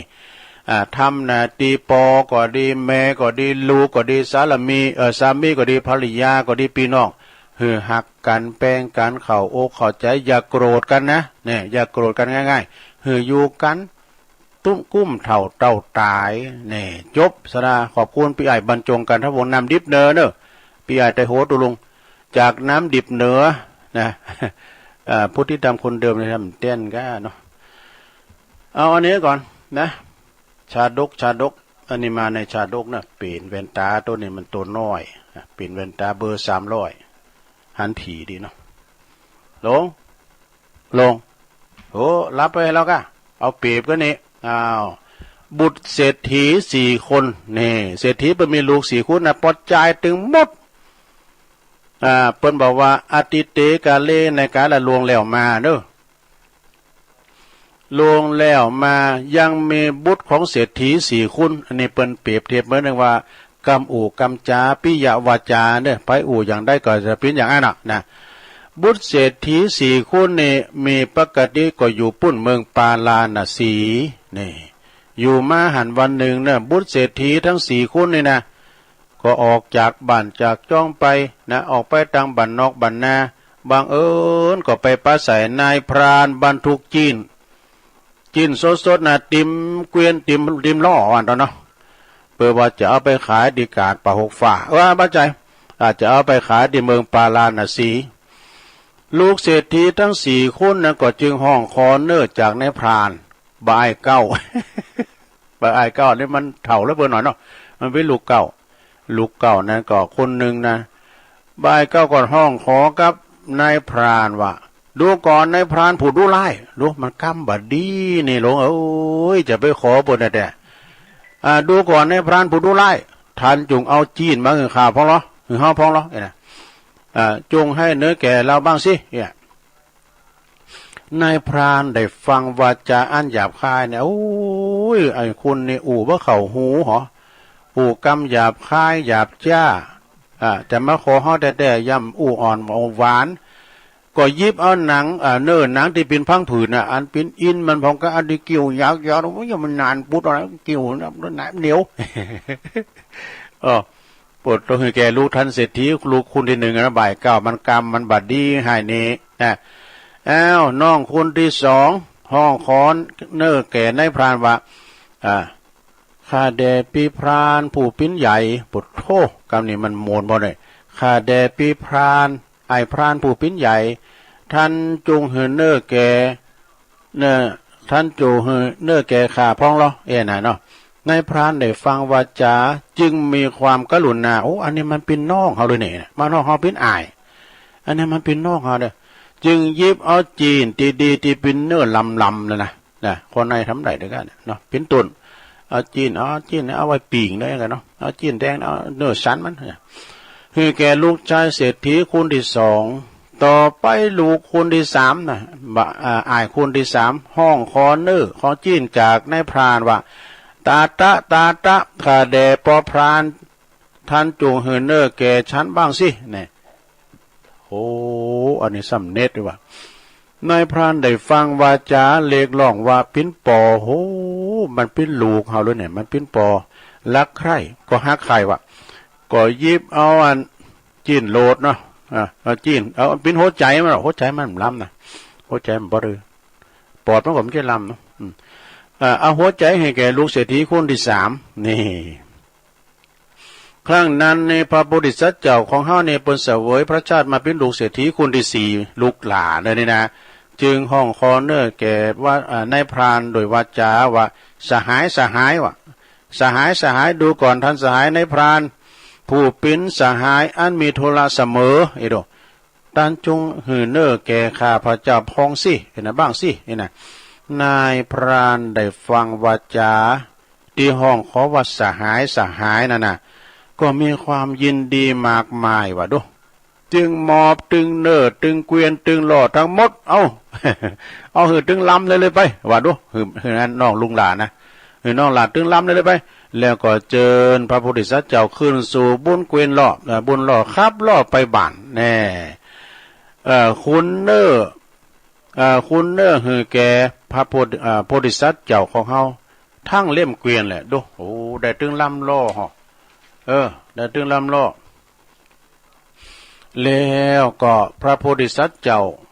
เปิ้นก็เลยตอบแทนแก่นายพรานโดยโภชนาอาหารอันสมควรแก่กาลสมัยแล้วก็นำบุตรภรรยาของนายพรานมาเลี้ยงไว้เอามาเลี้ยงไว้ในคุ้มของเศรษฐีปิ่นนั้นหับใจจึงสั่งสอนให้นายพรานจงละการทำปาณาติบาตนี่นะให้เลี้ยงชีวิตในทางคฤหัสถ์โดยการความสุจริตที่ทำนี่จนตราบเราดับจิตสิ้นชีวิตสังขารไปนิทานเรื่องนี้เปิดมาในกัมพีนะจตุการนิบาตเพราะฉะนั้นนะสัทธาเพราะเหตุฉะนั้นเฮาตั้งหลายที่เกิดมาปกพระพุทธศาสนาอย่าได้กล่าวว่าจะหยาบจ้านะไปอย่างผ้าสุมาณหรออย่างผ้าบักเล็กนะอ่อนน้อมถ่อมตนโมน จงกล่าววาจาอันไพเราะอ่อนหวานปิยวาจาให้แก่คนที่เฮาฮักชอบใจแห่งชนทั้งปวงบ่ว่าเขาจะไปไหนก็ตามหืออู่มนจ้าวานนะยอมปินมังกะละปินมงคลนำมาซึ่งในจัดนี้และจัดน่ะส่งผลในจัดนี้และจัดน่ะบุคคลที่กล่าวว่าจาหยาบบ่สุภาพนั้นบ่มีประโยชน์อย่างได้เลยเนี่ยจึงยกมาเป็นอุทาหรณ์จบสดาญาติโยมทั้งหลายนี่เป็นนิทานชาดกนะหยิบยกมาให้ศรัทธาญาติโยมทั้งหลายได้ฟังคูณเฮานี่นะจะเป็นเจ้าคุณมุนนายจะเป็นยาจกวรรณพิภพคุณขอต้องใจวาจาอันอ่อนหวานนะจะไปกำห้วนเปิดว่ากำห่อนกำห้ายนี่นะเนาะเปิดมาขอเข่าก่อนนะผู้จกยาจกเปิดมาขอนะลูกหลานเอ้ยป่อขอเข้าสักหน่อยเต้อเปิดว่าเปิดว่าก้อยแหละพี่ตายแม่ก็นานไปตักกันเปิดไม้จองบ้านก่อนเขายากหมักแป้งกันนะตักใส่เปิดมีถุงนะเปิดเอากระเข่าทำก่อนเปิดเอาสตังถุงเปิดก่อนถุงฝ่ายเมืองเนี่ยพอพุทธประกาศนุ่งเตี๋ยวนุ่งเสือแล้วก็ปะปุ่นประเพณีเอาผ่านสะพามนะอันนี้ยาจกวรรณพิภพคุณคอได้ดอกมาก็ใส่ในถุงเปิดปันป้อนอย่าดูเจ้าเป็นคุมเข่าให้กะปันป้อนขอให้ลูกหลานอยู่ดีมีสุขนะไอ้กะเนี่ยเปิดคอดอกอันนี้เรียกว่าปิยวาจาศรัทธาญาติโยมทั้งหลายมนจ้าหวานลูกหลานตานเต่าก็หักนะคนเฒ่าคนแก่เฮานะมนจ้าหวานแล้วก็จะไปห้วนแบบว่าบะมีหางเสียงเนี่ยเนาะศรัทธาเนาะเอาไปพอเนาะเอาอากาศเนาะปอกกาแม่ขายปนโมแหละความจริงปอกกาแม่ขายนี่นะเปิ้นนั้นใจนั้นเปิ้นว่าอย่างก็อารมณ์ข่มกิเลสนะเปิ้นใจว่าจ้าข่มกิเลสมนจ้าหวานใจในบ่จะหื้มหัวเนาะอันผืนนี้เท่าใดแม่กะอันนี้ผืนนี่120อันขอต่อสัก30เล่มได้มันสิกาเปิ้นก็เอานะบ่ได้เจ้าอันนี้120นี่เต้าตื่นนั่นแหละเต้าตื่นนะหมออ่ะเนี่ยนั่นก็การการจามันมีที่วาจาของเฮาเนี่ยอย่างที่เปิ้นไปค้าไปขายกันนี่เปิ้นก็กำดีนั่นน่ะซะนะอย่างตุลุงไปกล่าวก็ไอ้นะก็ปันป้อนเปิ้นเอากำดีๆน่ะมานะถึงเปิ้นจะฮ้อมกันน่ะอันนี้ก็เรื่องนิทานศรัทธาญาติโยมทั้งหลายมาเล่าสู่จู้กันฟังกับศรัทธาญาติโยมได้ฟังกันแมลงบึดแมลงยำหู้ตัวนี้เนาะพอยำลายมาโดยท่านพระครูแมลงบึดได้เข้ารายการตุลุงก็จะนำเอาธรรมะบรรยายก็อีกมาเล่าสู่จู้กันฟังมันได้มีเปเลอะซะนะคุณขวาเนี่ยนะคุณขวานั้นขอประกาศข่าวบริการกันเนี่ยข่าวมรณภาพมรณกรรมเนาะเอาแทรกเข้ามาหน่อยกันประกาศสำนักเจ้าคณะอำเภอป่าซางเลิงการมรณภาพของท่านพระอาจารย์มงคลสุมังคโลเจ้าสำนักสงฆ์วัดใหม่ป่าฟางตำบลน้ำดิบอำเภอป่าซางโดยทางสำนักงานเจ้าคณะอำเภอป่าซางได้รับแจ้งจากท่านเจ้าคณะตำบลน้ำดิบพระครูสัทธิสรคุณ โดยก็แจ้งไปตามลำดับเนาะเพราะว่าท่านพระอาจารย์มงคลสุมังคโล อายุเปิ้นได้62 ปีพรรษาเปิ้นได้19 วรรษาซึ่งเปิ้นเป็นเจ้าสำนักสงฆ์ใหม่ป่าฟางตำบลน้ำดิบอำเภอป่าซางจังหวัดลำพูนเปิ้นได้ถึงแก่มรณภาพลงโดยโรคประจำตัวเมื่อวันที่9 ตะวาเนี่ยนะซะนะ9 มีนาคม 2566ทางคณะสงฆ์ตำบลน้ำดิบจึงนำเรียนปรึกษาเจ้าคณะผู้ปกครองแล้วก็หันสมควรที่จะจัดพิธีรดน้ำศพในวันที่9ว่าละรดน้ำศพไปว่าละเวลา 4 โมงนะต่างสำนักสงฆ์ต่างสำนักงานเจ้าคณะอำเภอป่าซางจึงขอแจ้งให้กับเจ้าคณะพระสังฆาธิการได้รับทราบเนาะแล้วก็เข้าร่วมรดน้ำศพตามวันเวลาดังกล่าวจึงเรียนมาเพื่อความนับถือพระครูกัลยาณปริยัติกิจเลขานุการเจ้าคณะอำเภอป่าซางนะ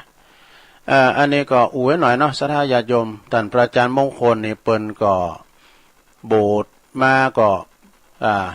มาปิ้นตุหลวงสมปานเจ้าวัดที่วัดใหม่ป่าฝางนะตำบลน่ะที่ก็คลองเคยครับตุลุงอย่างเดียตุลุงไปช่วยงานที่ไหนเนาะอย่างว่าไปช่วยงานวัดสันกำแพงนี่นะแล้วก็ตุปีมงคลนี่เปิ้นตอนนั้นไปอยู่วัดน้องเงือกอยู่เปิ้นก็ลูกม่ำเจ้าก็มาเด้อเที่ยวมานะไอ้ออกกำลังเที่ยวมานะว่ามันจะไกลกันสะเทือนเขาเที่ยวมาก็กำไม่อยู่กวาดซะนะเปิ้นคักเนาะมันปัดมันกวาดเปิ้นคักกวาดศพของตุนาพระครูสุนทรศิริธรรมลูกม่ำเจ้าเปิ้นก็มานะเปิ้นได้เปิ้นจะนอนนะเปิ้นก็มาก็กวาดเนาะกวาดวัดกวาดว่าเอานำหดดอกไม้เตียนเล็บมันนั้นพองเล็บมันที่เปิ้นเอามาประดับพระศาสตร์เนี่ยเปิ้นคักเปิ้นหมันเนาะอันนี้เปิ้นก็ได้ละสังขารไปโดยวัย62ปีเนอะศรัทธาญาติโยมทั้งหลายอาจารย์มงคลนี่เป็นคุณใหญ่คุณสูงนะอย่างสหสหนี่เป็นคุณโจงดอกสหนี่ใหญ่สูงแล้วก็เปิ้นก็เคยไปอยู่หลายวันนะเปิ้นโบสถ์แต่ในโบสถ์ที่วัดจังกำค่ะจากที่ท่านพระมหาประสิทธิ์ธรรมาภินันโทแล้วเปิ้นก็ไปอยู่หลายวัดสันกำแพงตำบลบั่นกองนี่เปิ้นก็ไปอยู่นะน้องเงือก็ไปอยู่นะน้องเงือก็ไปอยู่แถวสันมะกูนะว่าสันมะกูก็ไปอยู่มานะเปิ้นอุ่นตุลุงฟังดูผมเนี่ยอยู่หลายวัดนะตุลุงแล้วก็ปางสุดท้ายเปิ้นก็ได้รับนิมนต์มาปิ้นตุลุงสมปานเจ้าวัดที่ใหม่ป่าฝางมาอยู่นี่ก็ถึง10 วันษาก็ฮะเนาะถึงก็แล้วเปิ้นได้ละสังขารไปฉะนั้นก็เลยขอประกาศให้ครับสถานาบุญเนอะระแวกไก่เคียงแล้วก็ท่านที่เคารพนับถือในหูจักในตนตัวของท่านพระอาจารย์มงคลสุมังคโลเนาะเปิ้นก็จะทำบุญกูคืนนะเปิ้นจะปิ้นจะได้จะประชุมเพลิงเมื่อใดก็ก่อยว่ากันนำกรรมเนาะทุกคำทุกคืนไปก่อนไม่สวดไม่เตดกะนะตามแบบเบาโบราณเฮาเนาะก็ผ่านไปหนึ่งงานอันนี้ก็ต้องขอประกาศอันนี้ก็จะได้ประกาศข่าวสารงานบุญวันนี้วันศุกร์แล้วทุกวันเสาร์12 13วันที่12ก็จะไปลืมสถาเปิ้นจะมีการทำบุญถวายทานการเป็นงานใหญ่งานหลวงทำงานหนึ่งที่วัดเหล่ามนทาทิพย์ตำบลดอยหล่ออำเภอดอยหล่อนะวันที่12 มีนานี่ก็วันค่ำเนี่ยเปิ้นก็จะมีพิธีสงฆ์เก่ารูปโดยการเจริญพระพุทธมนต์เปิ้นจะต้านเต็นเกี่ยวบัลลังก์การเต็นพระเจ้านะโดยคุณแม่กันดาศรีเนตรเปิ้นเป็นประธานในการสร้างแล้วก็จับต้านกับเบิ่งปูปื้นโดยแล้วบ่ต่อแต่นั้นจะต้านเตแหวนี่เป็นคำว่าเก่าปิ่นดาวประดับมุกหนาแหนบเด้อยังกลุ่มฉะนั้นก็ขอน้อมเชิญเจริญพรศรัทธาญาติโยมไปกินไปทานด้วยกันวันที่12นะวันค่ำเด้อที่วัดเหล่ามนทาทิพย์ที่สถานกว้างขวางโดยนะก็ขอประกาศเชิญชวนเด้อแล้ววันที่9 เมษายนปุณณกรรมเนี่ยวัดมนทาทิพย์น่าจะได้ถวายการต้อนรับครูบาอาจารย์ประมาณ30 กว่ารูปนะพระสงฆ์ที่เปิ้นนักจัดรายการก็ดีมันเปิ้นจะมีการซักเก่าดำโหนะคารวะพระสงฆ์นักจัดรายการที่วัดเหล่ามนทาทิพย์เนอะจะมีซอด้วยนะ มีซอด้วยแล้วก็ไปกินแป้ตานไปรวมซักเก่าดำโหกันเนี่ยวันที่9 เมษายนไปก่อนอันนี้นะแล้วก็ทำงานหนึ่งก็บ่ได้ลืมเนอะศรัทธาญาติโยมทั้งหลาย22 23 24 มีนาคมเนี่ยเป็นวันคล้ายวันเกิดของเมตตาบารมีธรรมหลวงพ่อพระครูสุจิตานุรักษ์เจ้าคณะอำเภอฝางวัดพระบาทอุดมเนอะก็ศรัทธาญาติโยมเปิ้นจะสืบจัดตาหลวงวันที่24เนอะ24 มีนาพระจะไปเปิดโรงทานพระจะไปรวมมุทิตาจิตพระจะไปรวมทำบุญทานเป็นกองทุนอัคคีภัยไฟใหม่นะขอบครูเปิ้นนั้นจะบูรณะพระเจ้าวิหารพระเจ้าละแข่งนะที่วัดพระบาทอุดมเนอะวันที่24 มีนาคมวันคล้ายวันเกิดของครูบาด้วยอันนี้ก็ขอเชิญรวมทำบุญพิธีเททองหล่อพระพุทธรูปพระมหาจักรพรรดินาขนาดนาตากว้าง69 นิ้วประธานในพิธีก็คุณแม่อัมไพกิมหงนะแล้วก็คุณอรุณยุพาแม่นกะคุณอรุณยุพารถทิพย์จากจังหวัดนนทบุรี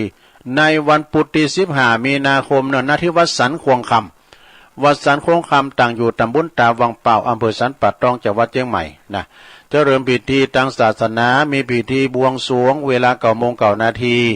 พระสงฆ์จำนวน9 รูปเจริญชัยมงคลคาถาแล้วก็เสร็จพิธีแล้วก็เชิญญาติโยมศรัทธาพระจะไปถวายโฮงทานพระจะไปเปิดโฮงทานก็เชิญได้เนออนุโมทนาติดต่อตีท่านพระครูสาธรวีรกิจเจ้าคณะตำบลท่าวังพร้าวเจ้าอาวาสวัดสันคงคำเบอร์โทรศัพท์จดไว้ในโลงเนอ081 037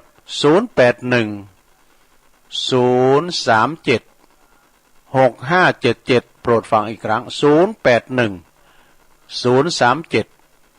6577เนอะท่านพระครูสาธรวีรกิจงานนี้ตุลุงก็จะได้ไปช่วยบรรยุวันที่9 ถึง 13 มีนางานออกเมนพระราชทานเพลิงศพในเมตตาธรรมหลวงพ่อพระครูวรธรรมวิรัตพระครูขมูลนะซึ่งเป็นอดีตเจ้าอาวาสวัดโสภณารามตำบลดอนแก้วอำเภอแม่ริมสดาญาโยมทันได้จะรับปิ้นจับภาพสังฆทาน100 ชุดชุดละ 1,000 บาทอันนี้ปิ้นตัวสังนะยอดสังเนี่ยก็ชุดละ 2,000 บาท100 ชุดเหมือนกันเนอะพระจะเปิดห้องทานน้ำปานะก็ดีเข้าปาหันตามจิตศรัทธาติดต่อได้ที่พระอรุณโชติปัญโยนะเบอร์โทรศัพท์081 026 1807โปรดฟังอีกครั้ง081 026 118นะ1807นะอันนี้ก็งานพระราชทานเพลิงศพนะเอางานต่อไป18 19ซาวเจิญรวมทำบุญประเพณีหรือว่าตานเทาะที่วัดทาหลายสายเนอะอำเภอแม่ทาจังหวัดลำพูนชมมาในลงเด้อปิดไม้ผมเต้นคันหูดังขอเจิญรวมทำบุญเนอะตานเทาะประทาดบุญที่วัดทาหลายสาย18 19ซาวไอ้วะแต่อันนี้แม่ป้าละท่าหลายสายฝากประกาศมาเนอะตุลุงเสาเขาเนอะฝากประกาศมา16 17 มีนานะสดาญาติโยม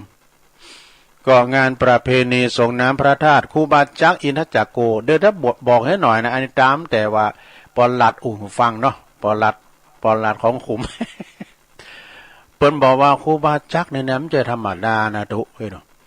คาถาเปิ้นท่องคาถาอย่างได้เปิ้นคาถา10 ประคุณน่ะเรื่องขามก้าอย่างนี้น่ะมีละอ่อนเขาก้าเนี่ยคุณที่มันเนี่ยมายิงนกกอเกวะนะเปิ้นก็เลยเสกคาถาปิ้นนั่นผ่ายันมัดติดขามาติดแขงนกกอเกปดยิงบ่ได้มาเดิมถูกเขาขังนักเกเด้อนะใครอยากกินนั่นเป้าน้ำหอมก้าไอ้นั่นมันอยู่บุญมาขึ้นยางเนาะสุมาเด้อเอาตีนตังอันที่เก่ารุ่นมาโลอ่ะโอ้โหเปิ้นจบ10 ประคุณเนอะครูบาจักอินทจักโกอดีตเป็นพิจารวัดทุ่งโป่งนี่ก็ตำบลเหล่ายาวเนอะอำเภอบ้านห้องจังหวัดลำพูนนะในเมตตาท่านอาจารย์พระสมุสุเมธีทิติโกตุปีเคกันนะแล้วก็ตังตุปีโอมโดยกิจกรแสงเงินชัยนะเปิ้นปิ้นพระเรียกว่าพระเนี่ยพระอสมนะพระเปิ้นดูแลพระป่วยพระแก่นะอย่างตุลุงไว้กัน มีกุฏินะมีกุฏิพระอสมนะในวันที่16 มีนาคมนี้ก็จะมีแข่งกองโลงนะแข่งกองโลงแล้วก็กลางคืนมีย้อนยุครำวงชูเมเกอร์วันที่17นะก็มีซอแจ็คชัยวัฒน์วันแต่พอดีวันที่17นะมีนาแล้วก็กลางคืนนะมีย้อนยุครำวงโดเรมอนเลมอนแบนอันนี้ที่วัดตุงโป่งเนอะตุปีอันโอมฝากประกาศมานะตุปี1ฝากประกาศมาแล้ว19-21 มีนาเจิญแอวงานประเพณีส่งน้ำพระธาตุที่วัดประทุมสรารามนะวงเล็บบ้านสันปูเลยเปิ้นจะมีงานทุกปีปีนานลือเขานะปีนานลือนี่ก็เสียวเดียวกันน่ะ19-21 มีนาเด้อที่วัดปทุมสารามสันปูเลยมีซอก็คือมีย้อนยุคชูเมเกอร์แล้วก็มิสเตอร์เจท่านพระอาจารย์สีขอนจิตตสังวโรเจ้าอาวาสแล้วก็ทุกปี1ฝากประกาศมาเด้อเอางานต่อไปอันนี้งานออกเม้นพระราชทานเพลิงศพเหมือนกันอันนี้ครูบามหาเถระนะ ตุลุงกอดตาลายเปิ้นอายุ95ก็ว่า85ว่ะ8กับเก่ามันเหมือนกันหน่อยนะเป็นตัวไทยอ่ะเจิญรวมทำบุญปิ้นเจ้าภาพงานพระราชทานเพลิงศพท่านพระครูสุนทรพรหมคุณวงเล็บท่านหลวงปู่ครูบาบุญชุมขันติโกอายุได้อยู่95ปีพรรษา75พรรษาอดีตเป็นที่ปรึกษาเป็นตีปรึกษาเจ้าคณะอำเภอจอมทองนะอดีตนั้นเป็นเจ้าวัดน้ำตกแม่กลางนะสถาการเขาจะไปอินทนนท์กายไปเนาะจะไปดอยอินทนนท์กายอยู่ซ้ายมือเตียนซุ่มประตูงามๆพระราชเจดีย์งามๆนั่นนะเลี้ยวซ้ายไปก็จะเป็นวัดน้ำตกแม่กลางตุลุงก็ไปกุปีเดินจีปีใหม่ไปสุมาเปิ่นปานเนนก็ไปสุมาบ่นะก่อนในระหว่างวันที่23ถึง26มีนาคมเด้อ66นี่นะเปิ่นจะได้อาราธนาสรีระลังอะไรดวงวิญญาณของตันครูบาในวันที่23คืนนอนพระศาสตร์เม่นใหม่นกฮัสดิลิงวันที่26เป็นวันพระราชทานเพลิงศพเด้อในงานนี้ก็ตีเมนชั่วคราวลานในวัดลานวัดน้ำตกแม่กลางน่ะเนสดาเนอะพระเจ้าปิ้นเจ้าภาพสังฆทานก็ที่โยมเนาะชุดละ2,000 บาทเนอะจำนวน120ชุดพระเจ้าปิ้นเจ้าภาพกันแต่ละคืนนะคืนละ5,000 บาทนะกันละ5,000 บาทเนอะ5ชุดพระเจ้าปิ้นเจ้าภาพสวดอภิธรรมชุดละ 4,000 บาทก็จำนวน5ชุดและพระเจ้าปิ้นเจ้าภาพกระเป๋าเดินทางใบละ650 บาทอันนี้เป็นตัวสั่งเนอะใบละ650 บาทก็จำนวน120ชุดพระเจ้าปิ้นเจ้าภาพภัตตาหารเพลนะโต๊ะละ800กันเนาะเนี่ย800 บาทตามอย่างไรเนี่ยตัวน้อยจำนวน80โต๊ะด้วยกันเนอะ ติดต่อสอบถามและปิ้นเจ้าภาพกันใดเนอะในเมตตาบารมีธรรมอาจารย์พระครูพิจิตรสรการตีรักษาการเจ้าอาวาสเนอะหรือจันอาจารย์มหาบอยนะอันนี้ก็งานทำงานหนึ่งสระญาติโยม ทำงานหนึ่งก็เพิ่นจะมีงานปล่อยสางล่องคือบวชลูกแก้วในที่วัดป่าปีวงเล็บพระเจ้าอมลิ้นต่างอยู่ในตำบลศพแม่ขาในเขตตำบลศพแม่ขาอำเภอหางดงจังหวัดเชียงใหม่ระหว่างวันที่7 8 9เมษายนเนอะจัดหาและได้เปิดปิ้นการซื้อตีดินขยายเขตวัดป่าปีตัวนะก็จะไปลืมเนอะไผที่มีลูกหลานจะไปปล่อยสั่งลองเลยแล้วไปรวมงานบุญกันปิ้นจะพับปิ้นศาสนาทายาทก็เชิญติดต่อได้เนอะนะที่วัดป่าปีในระหว่างวันที่7 8 9เมษายนพี่น้องสกายร่วมใจสกาย5สถานในพระสัทธรรมฝากประกาศมาเนอะเอางานต่อไปอันนี้ในตำบลตุลุงเขาเนี่ยนะวันที่3 เมษายน 2566ต่างคณะสงฆ์2ตำบลคือตำบลดอยหล่อเขต1แล้วก็เขต2เพิ่นจะมีการบวชสามเณรภาคฤดูร้อนในวันที่3 เมษายนสิ้นสุดโครงการก็วันที่10 เมษายน3 ถึง 10 เมษายนไผที่มีลูกมีเต่าที่ปิ้นปลอดใจนะจะมาโบสถ์ปิ้นเนนก็เชิญเนอะบทฟรีนะหลวงบทฟรีเอามาเด้อนะก่อมจะมึนนะ3 ถึง 10 7 วันนะกะไม่ใช่นะก็เอามาบทปิ้นอันปิ้นตู้เจ้าก็ได้เนอะไปปิ้นตู้เจ้าก็ได้เอาโอกาสดีเด็ดๆนะไผที่มีเงินมีเต่าไม่ได้โบสถ์นะใครโบสถ์ได้เนอะนะมาโบสถ์ฟรีได้เนอะโบสถ์แล้วแต่ว่าแต่อยู่เมื่อเนี่ยมาอยู่ด้วยตุลุงนี่ก็ได้นะโอ้กุฏิวางหลายหลังเอามาอยู่ด้วยกันเนี่ยนะก็วันที่3 เมษายนโยมเด้อที่วัดไหนวัดดอนชื่นวัดดอนชื่นนี่ตำบลดอยหล่ออำเภอดอยหล่อเนี่ยนะในเมตตาบารมีธรรมหลวงพ่อพระครูสาธุกิจจันนันท์นะท่านพระครูปิยกิจปรีชาเจ้าคณะตำบลดอยหล่อเขต1เขต2แล้วก็ท่านพระครูมานัสสุทธิกรเจ้าอาวาสวัดดอนชื่นพร้อมด้วยคณะสงฆ์ถึง2เขตนะเขต1เขต2ก็เชิญกันเด้อไปโบสถ์บรรพชาอุปสมบทบวชตุเปกพระบวชฟรี3 ถึง 10 เมษายนนะฮะที่วัดดอนชื่นแฮมตำบลนึงนะตำบลยางครามนะอาจารย์พระครูไปก็ฝากประกาศมาตำบลยางครามนี่เพิ่นจะบวชวันที่6 ถึง 12 เมษายนเด้อบวชวันที่6 ถึง 12 เมษายน6 คืน 6 วันบวชเน้นภาคฤดูร้อนนะตำบลยางครามจะบวชที่ไหนที่วัดใหม่พัฒนาเด้อ วัดใหม่พัฒนานี้ก็ตั้งอยู่ตำบลยางครามนะในเมตตาบารมีธรรมอาจารย์ท่านพระครูสถาพรพัฒนารังสีเป็นพิจเจ้าคณะตำบลนะ6 ถึง 12 เมษายนตุลุงก็จะได้ไปช่วยกันอยู่นะเอางานต่อไปงานปล่อยหลวงนะครับเนาะเชิญรวมทำบุญงานปล่อยหลวงเสนาสนะภายในวัดเนอที่วัดต้นพึ่งตำบลหนองล่องอำเภอเวียงหนองล่องจังหวัดลำพูนเพิ่นจะร้องหยังพองศาลาเก่าห้องศาลาบาทไม้สักทองหอฉัน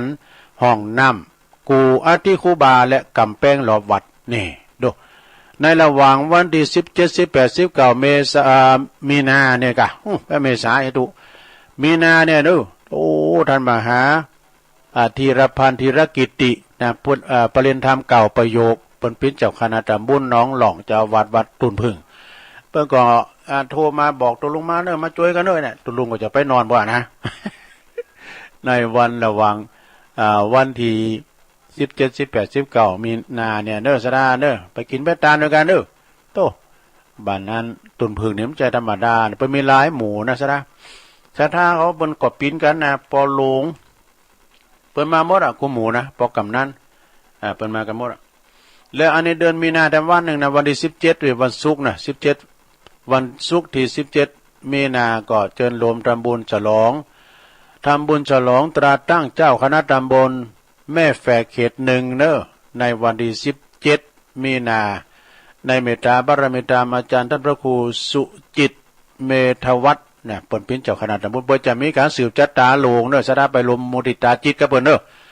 พระจะไปเปิดโรงทานไปหับสังก็ติดต่อได้เนอะในวันที่17มีนานะหลวงพ่อพระครูสาธุกิจจานันท์เปิ้นก็จะไปตุลุงเนี่ยได้ไปพอเยอะๆไปตุก็ผมนิมนต์ก็ตุลุงก็เฝ้าวัดนะ17มีนาเด้อที่วัดหนองมาจับตำบลแม่แฝกอำเภอสันทรายจังหวัดเชียงใหม่นะเอาทำงานหนึ่งสนะญาติโยมทั้งหลายอันนี้ก็เมษาเหมือนกันนะ12 เมษางานไหว้สางานไหว้สาบารมีธรรมวันกตัญญูวันคล้ายวันมรณภาพของหลวงปู่ท่านพระครูวรวุฒิคุณหลวงปู่ครูบาอินโทเนอะ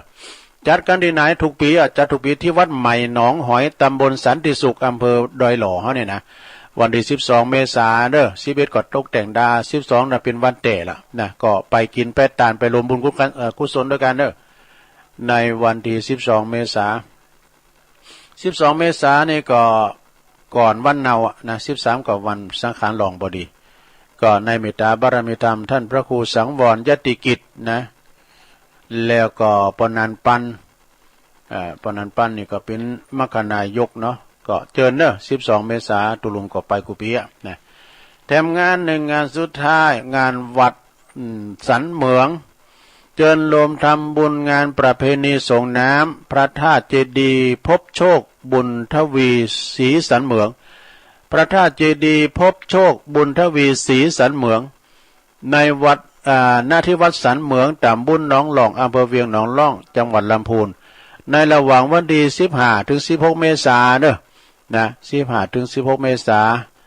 เปิ้นก็จะมีการตกแต่งดากันวันที่14 เมษายนก็เป็นวันจัดเตรียมสถานที่ตกแต่งดาถึงไทยธรรมละนะวันที่15นี้ก็เป็นวันแต่ละนะ15ก็คือเป็นวันพยาวันบดีพระสงฆ์เจ้าจำนวน29 รูปเจริญพระพุทธมนต์แล้วก็พระอาจารย์ก็โอกาสน้อมเวียนเกณฑ์ตานสุมาโคตานแล้วก็พระสงฆ์อนุโมทนาวันติดละ16นะวันปากปี9 โมงนะก็คณะสัตโหวัดแต่ละวัดลอยปลายเปิดจะแห่โคตานเข้าวัดกันเด้อมีซอให้ฟังด้วยนะมีย้อนยุคด้วยนี่ก็ไปกินไปตานกันเด้อที่วัดสันเหมืองในบารมีธรรมอาจารย์ท่านพระอาจารย์เน้นหลักปัญโยนันท์นะ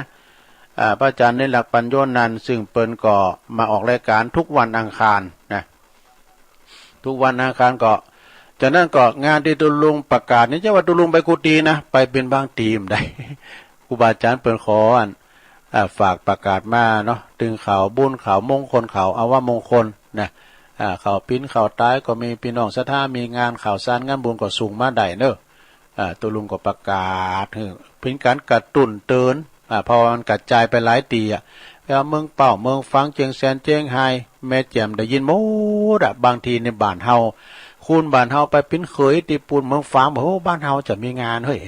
จะได้ฟังปิ้นการกระตุ้นเนอะ ถ้ามีเวลาก็มากินมาตานด้วยกันนะอันนี้ก็เป็นข่าวสารงานบุญแต่ละวัดแต่ละว่าแต่งานที่จำเป็นมาโดยเร็วนี่ก็คืองานนี่เนองานบำเพ็ญกุศลศพของท่านพระอาจารย์มงคลสุมังคโลนะที่เจ้าสำนักใหม่ป่าฝางนะเปิ้นได้ละสังขารเมื่อตะว่าเนี่ยโดยวัย62 ปีพรรษาที่19เปิ้นเมื่อคืนกับเปิ้นก็มีการฟังเทศน์ฟังธรรมกันฟังสวดอภิธรรมกันพระจะไปหับสังก้าเปิ้นจะปิดศพไว้ก้าไอ้นะพระจะไปเปิดห้องตาลก้าอย่างก้าก็ไปแจ้งความจำนงไปแต่ที่ปกกำนันหุงทองศีรษะเขาเนี่ยปอหลวงแดนเขาเนี่ยโอ้หลายอยู่นะปออาจารย์เขานี่ก็ฝากประกาศมาศรัทธาในพระสัทธรรมเนี่ยก็ตักมาต่างลายสุทันโอ้ลือหลงบันทิปุนะโอ้วันนั้นไปก็มาลมงานบุญงานเป็กตุเจ้าลุงใจบนปิ้นตุเจ้า วัดมณฑาทิพย์52โอ้คนดอยนกยุงในเมตตาบารมีธรรมหลวงพ่อท่านพระครูสันติเจติยากรตุลุงได้ไปเหี่ยววัดเปิ้นโอ้ยพี่น้องเฮ้ยศรัทธาญาติโยมวัดเปิ้นงามแล้วก็มีโฮงเฮนมีนายงอมแล้วเด้อแต่มันสงบหน่อย งอมแล้วมันละอ่อนนี่หยาบยาวๆแล้วก็เปิ้นไปไหวไปสาปาราเจดีย์เกตแก้วจุฬามณีเด้อที่วัดเกตกาลามแล้วก็เปิ้นแปลงกุฏิเปิ้นอาสนะเปิ้นยกออกมาก่อนนะแล้วเปิ้นแปลงฐานโอ้งามตำบลเป็นไม้นะในเมตตาธรรมอาจารย์หลวงพ่อท่านพระครูสันติเจติยากรหลวงพ่อเปิ้นใจกว้างใจบุญเด้อซะท่าไปแอวหาเปิ้นก็ถวายซองโอ้ยสาธุสาธุวันเปิ้นก็โหมนะโหมไปปฏิบัติธรรมก็ไปเข้ากรรมไงโนไปจัดวันเกิดที่ดอยนางแก้วหลวงพ่อเพิ่นก็ฟังรายการเฮาตลอดเนาะต้องขอกราบเมตตาไหว้ศาลเด้อเป็นวัดของแม่จันติบเขาน่ะเนาะจันติบเอ้ยฟังอยู่เหรอกลุ่มเทพารักษ์เพื่อนพ้องน้องพี่23ว2ว8กลุ่มคลื่นสีขาว139นะชมรมสกาย83ขึ้นแล้วมันได้เช็ควอสิกรรมรับคุณแม่สีดานี่อยู่เวงป่าเป่าวันเด้อโอ้เวงป่าเป่านี่ก็เริ่มแล้วเก่าถึง14เด้อเริ่มว่าละเขากำที่สุสานป่าจ้าโอ้ยจะได้อยู่ไกลจะไปโจยเพิ่นตุปินัดเขานี่เปิ้นมีเขากำเด้อที่สุสานป่าช้า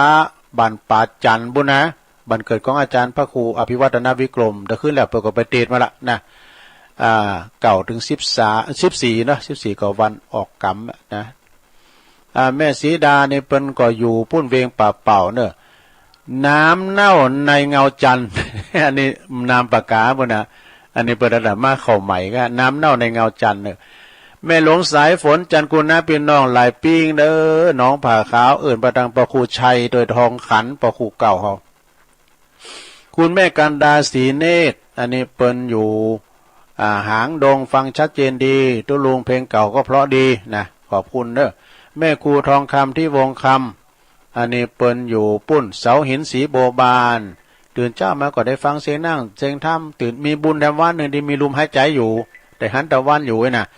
โยมแม่ครูเกษณีโดยอุ้ยน้องตัวเนาะแล้วก็แม่แดงอัมพรเต็นดอกไม้จอมตองตัวนี่ก่อนชายน้อยน้องหลอง กราบไหว้สาบารมีธรรมฟังอยู่ครับโอ้เจริญปอนเด้อแล้วก็มีพี่น้องฟังจาก150.50ชัดเจนดีคุณโยมจากหนองหานสันทรายบ้านดอยน้อยพัฒนาเด้อแล้วก็คุณแม่ศิรินทิพย์บุญเลิศฟังจากกทมไว้สาธุลุงฟังอยู่นะเจ้าแม่จิรพันธ์โมป้ออันนี้เปิ้นอยู่ปุ้นแม่ขจารน้องบัวเวียงป่าเป่าเนอะเวียงป่าเป่าอันนี้เปิ้นก็คืนประจำคืนเป็นงานประธานในการไปกินแปตาน่ะวันที่12นี่มาแล้วนี่นะมาว่าไปลุง12นี่หลังจะมาแล้วก็พี่น้องไม่ลืมเด้อมาเด้อแม่จันอ้อมโดนเอาเมื่อมาด้วยพี่น้องเวียงป่าเป่าอันนี้พี่น้องจากโบกก้างสันกำแพงอันนี้โยมยุพินหอมมาลาพี่น้อยนี่จาก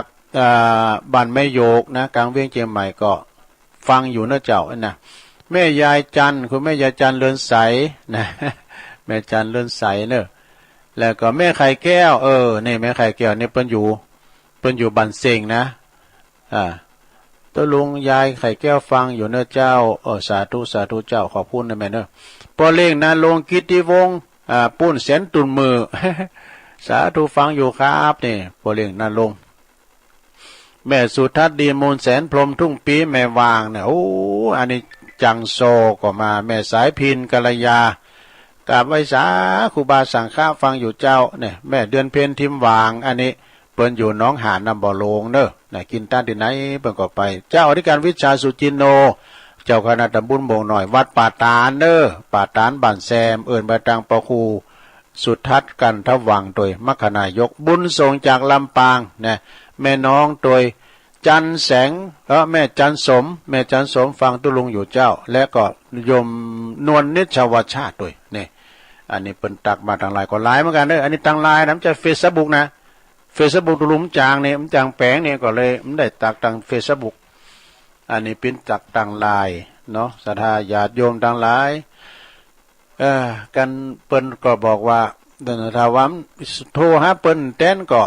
โทรมาทางไลน์ตุลุงก็ตักออกตั้งคืนด้วยเนาะบันบึ้นนี่ถ้ามีเวลาก็จะได้เข้ารายการตอนบ่าย3 โมงนะครับเนาะรถเปิดรายการเลยนะเปิดสายเลยเนาะสายแหลกเข้ามาแล้วเจริญปอนเจ้าไว้ตาเจ้าคุณลุงยองแต่ว่าเนี่ยเจ้าห้อยไห่แต่ว่ามีห้อยไห่ทั้งตื่นเนาะนั่งตาพลังแล้วก็ห้องไห่ตื่นวันนี้ยากจะใต้มาห้อยมันไห่กี่ตื่นนะเจ้าน้ำตาออกมาก็ไปว่าไห่น้ำตาอยากตกก็ไปว่าไห่นะเจ้าวออยู่ตามธรรมตามกรรมหาสอนกรรมจักปัดร้อนสูเจ้าหักไม่ใจคือเอามากับเขามีพระเลิศเจ้าเนินนายตอนกุกกุ่มเจ็บพอจะตายหอยตั้งหลายน้ำตาอาบหน้ามันเจ็บเต้ตอนโดนคุมผ้าน้ำตาอาบหน้าปังลงก็อยากจะตายก็จำใจปงคำเดียวจักลงตกหมอน้ำหอนระวังไว้เน้อกำจัดกระทอนมันจักมาย้อนตัวมาถ้าหากมีมือจะขอไหวตาจะขอวันตานอบตัวขาไปน้อยตัวก็มาป่มตัวก็อ่อมลมหน่อยเดียวอันหูฟังต่อนะเจ้ากำยองวันละกำนะเจ้าคำว่าลุงปั่นคิ้วนะเจ้าภาษาไทยแปลว่าลมว่าหมูหรือพายุหมุนแคมกำหนึ่งเจ้าคำว่าคุณโยงนะเจ้าภาษาไทยแปลว่าคุณสูงใหญ่นะเจ้าไอ้ชาเจ้าคุณโจงเนาะเจริญปอน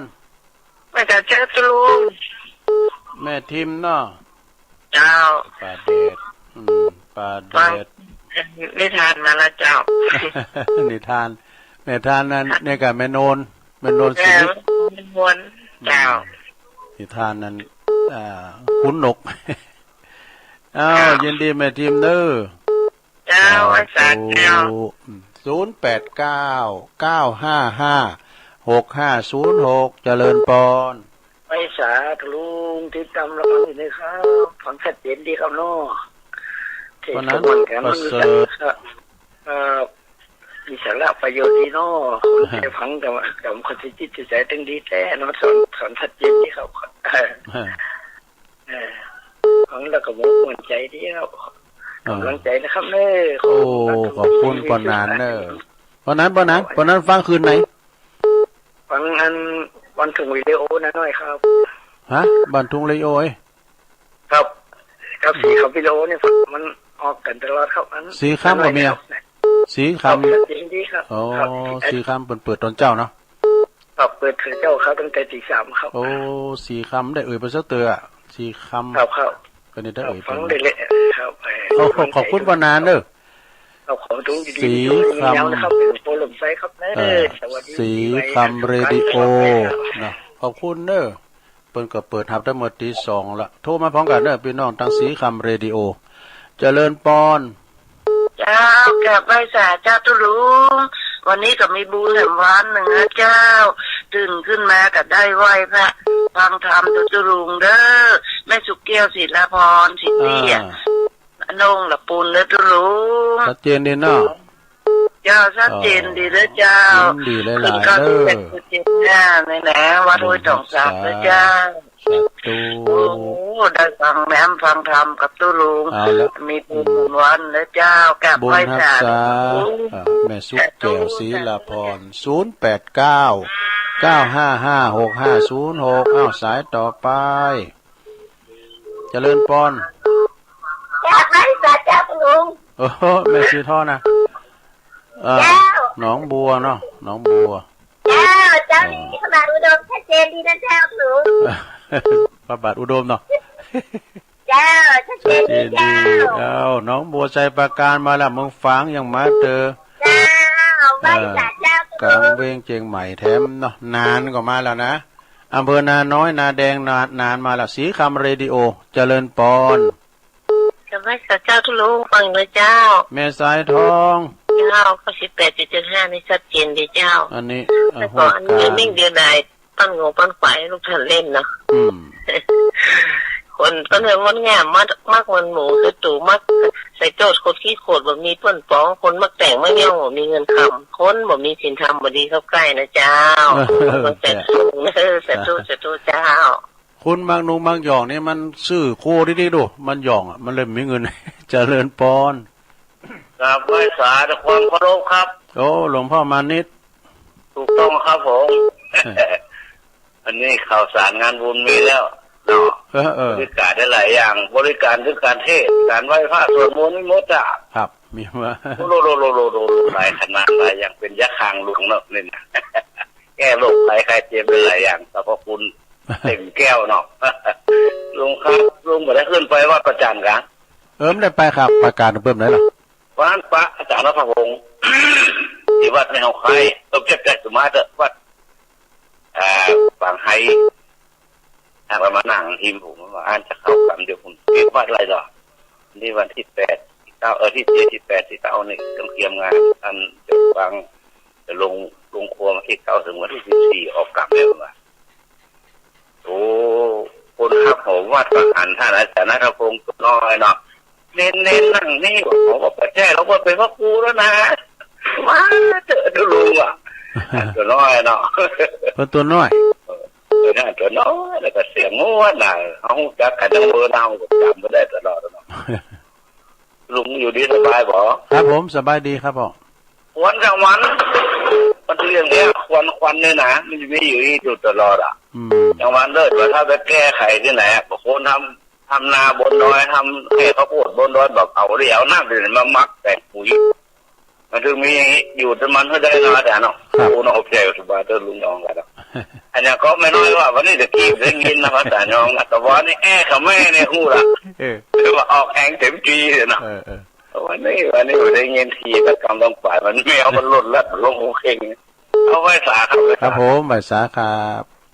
หลวงพ่อมานิดเด้อเจริญปอน เราไหว้สาเจ้าตุลุง ผู้สาวอ่ะ ฟังตุลุงดึกเจ้าแล้วนะเจ้า สาวคุ้มตะวัน ได้ปอน2รอบแล้วบอลตะวามได้โทรหาตุลุงสักครั้ง เป็นยังพวกเจ้าก็มาพวกนี้จะเป็นกิจกรรมเนี่ยไหวพระรับศีลยกวัดมาบ้านพวกเจ้านะ เจ้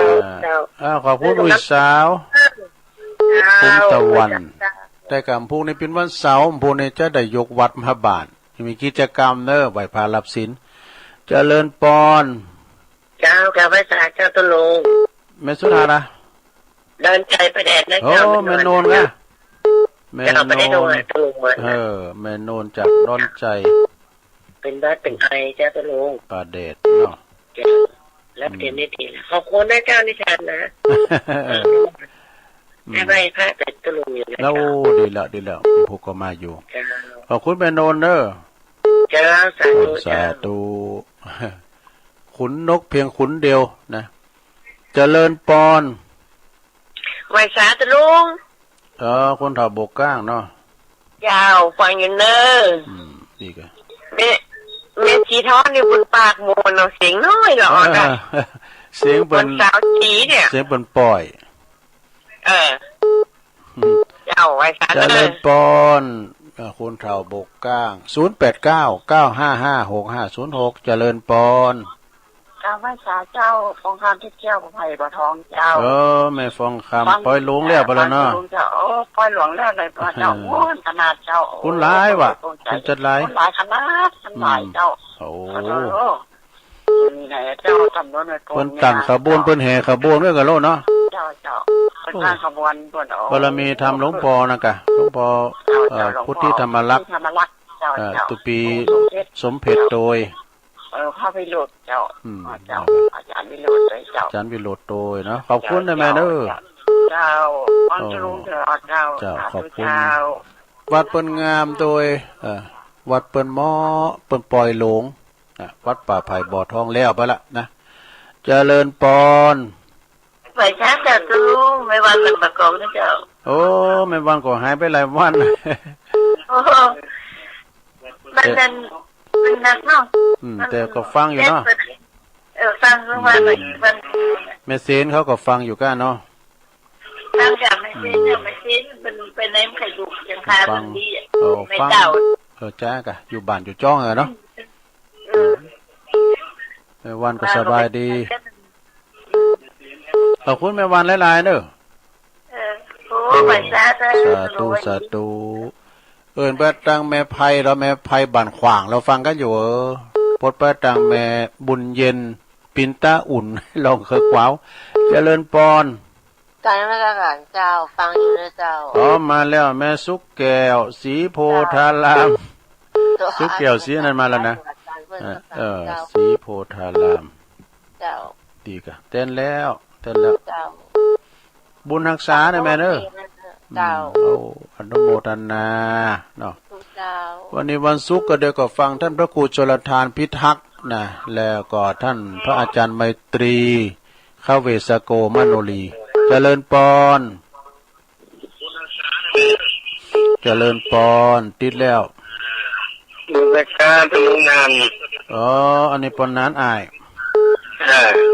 ปอนนั้นอายรู้ว่าฉันเอาไว้วางถึงวันนะวางถึงวันนะไงแพะโป่งเรียกเขากรรมกรให้หน่อยเนาะมันยาวกะมันยาววันนี้ยาวไงมันทำมันยาวเอาวันพุกพุกมาเจ้าให้หน่อย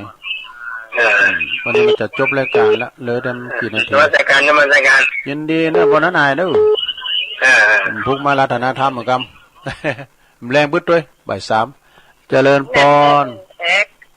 รีบกอบรีบโกยรีบถอรีบพายตลาดจะไว้สายบัวจะเน่าแม่จันสมสโลแกนบนนี้เน็ตเด้อนมัสการนะเจ้าฟังอยู่วันนี้จะเข้าไปยังหายแล้วแม่จันนะปล่อยหลวงเป็นปล่อยหลวงแม่จันปล่อยหลวงบ้านแม่คบ้านแม่คำวันที่14 15 16วันนี้เข้าไปเจ้าเราไปนอนด้วยแม่หลายคืนอยู่ไปเฝ้าแม่ละดีแล้วแล้วอาการอยู่90ปลายแล้วล่ะ90เนี่ย100เข้ามาเดือนเนี่ย90เก่ากับแม่เลี้ยนก็99ลูกเป็นแม่โยมบรรดาของพระครูอุดมศิริทัตน์ปุตวัดแต่ว่านี่น้องบ่าวว่าเอาไปซอยผมเรียบร้อยหมดแล้วนึกก็อันแม่สมมันแม่ใครเอาไปฝังไปซอยผมยินดีได้แม่สมเนอ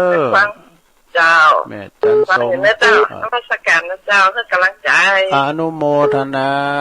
หลังกาดแม่สาวแม่อายมาละเจริญปอนไหวสาเจ้าที่นี่แม่จันเลื่อนสายเวงตาการมาแล้วโอ้กำอูดีได้จึงหล่อเลยนะเต้ๆกันไปอยู่ดีกำอูไอ้เก้าเนี่ยสุดโตเดือดปากบดีนี่เนาะนายพรานผู้ดูร้าย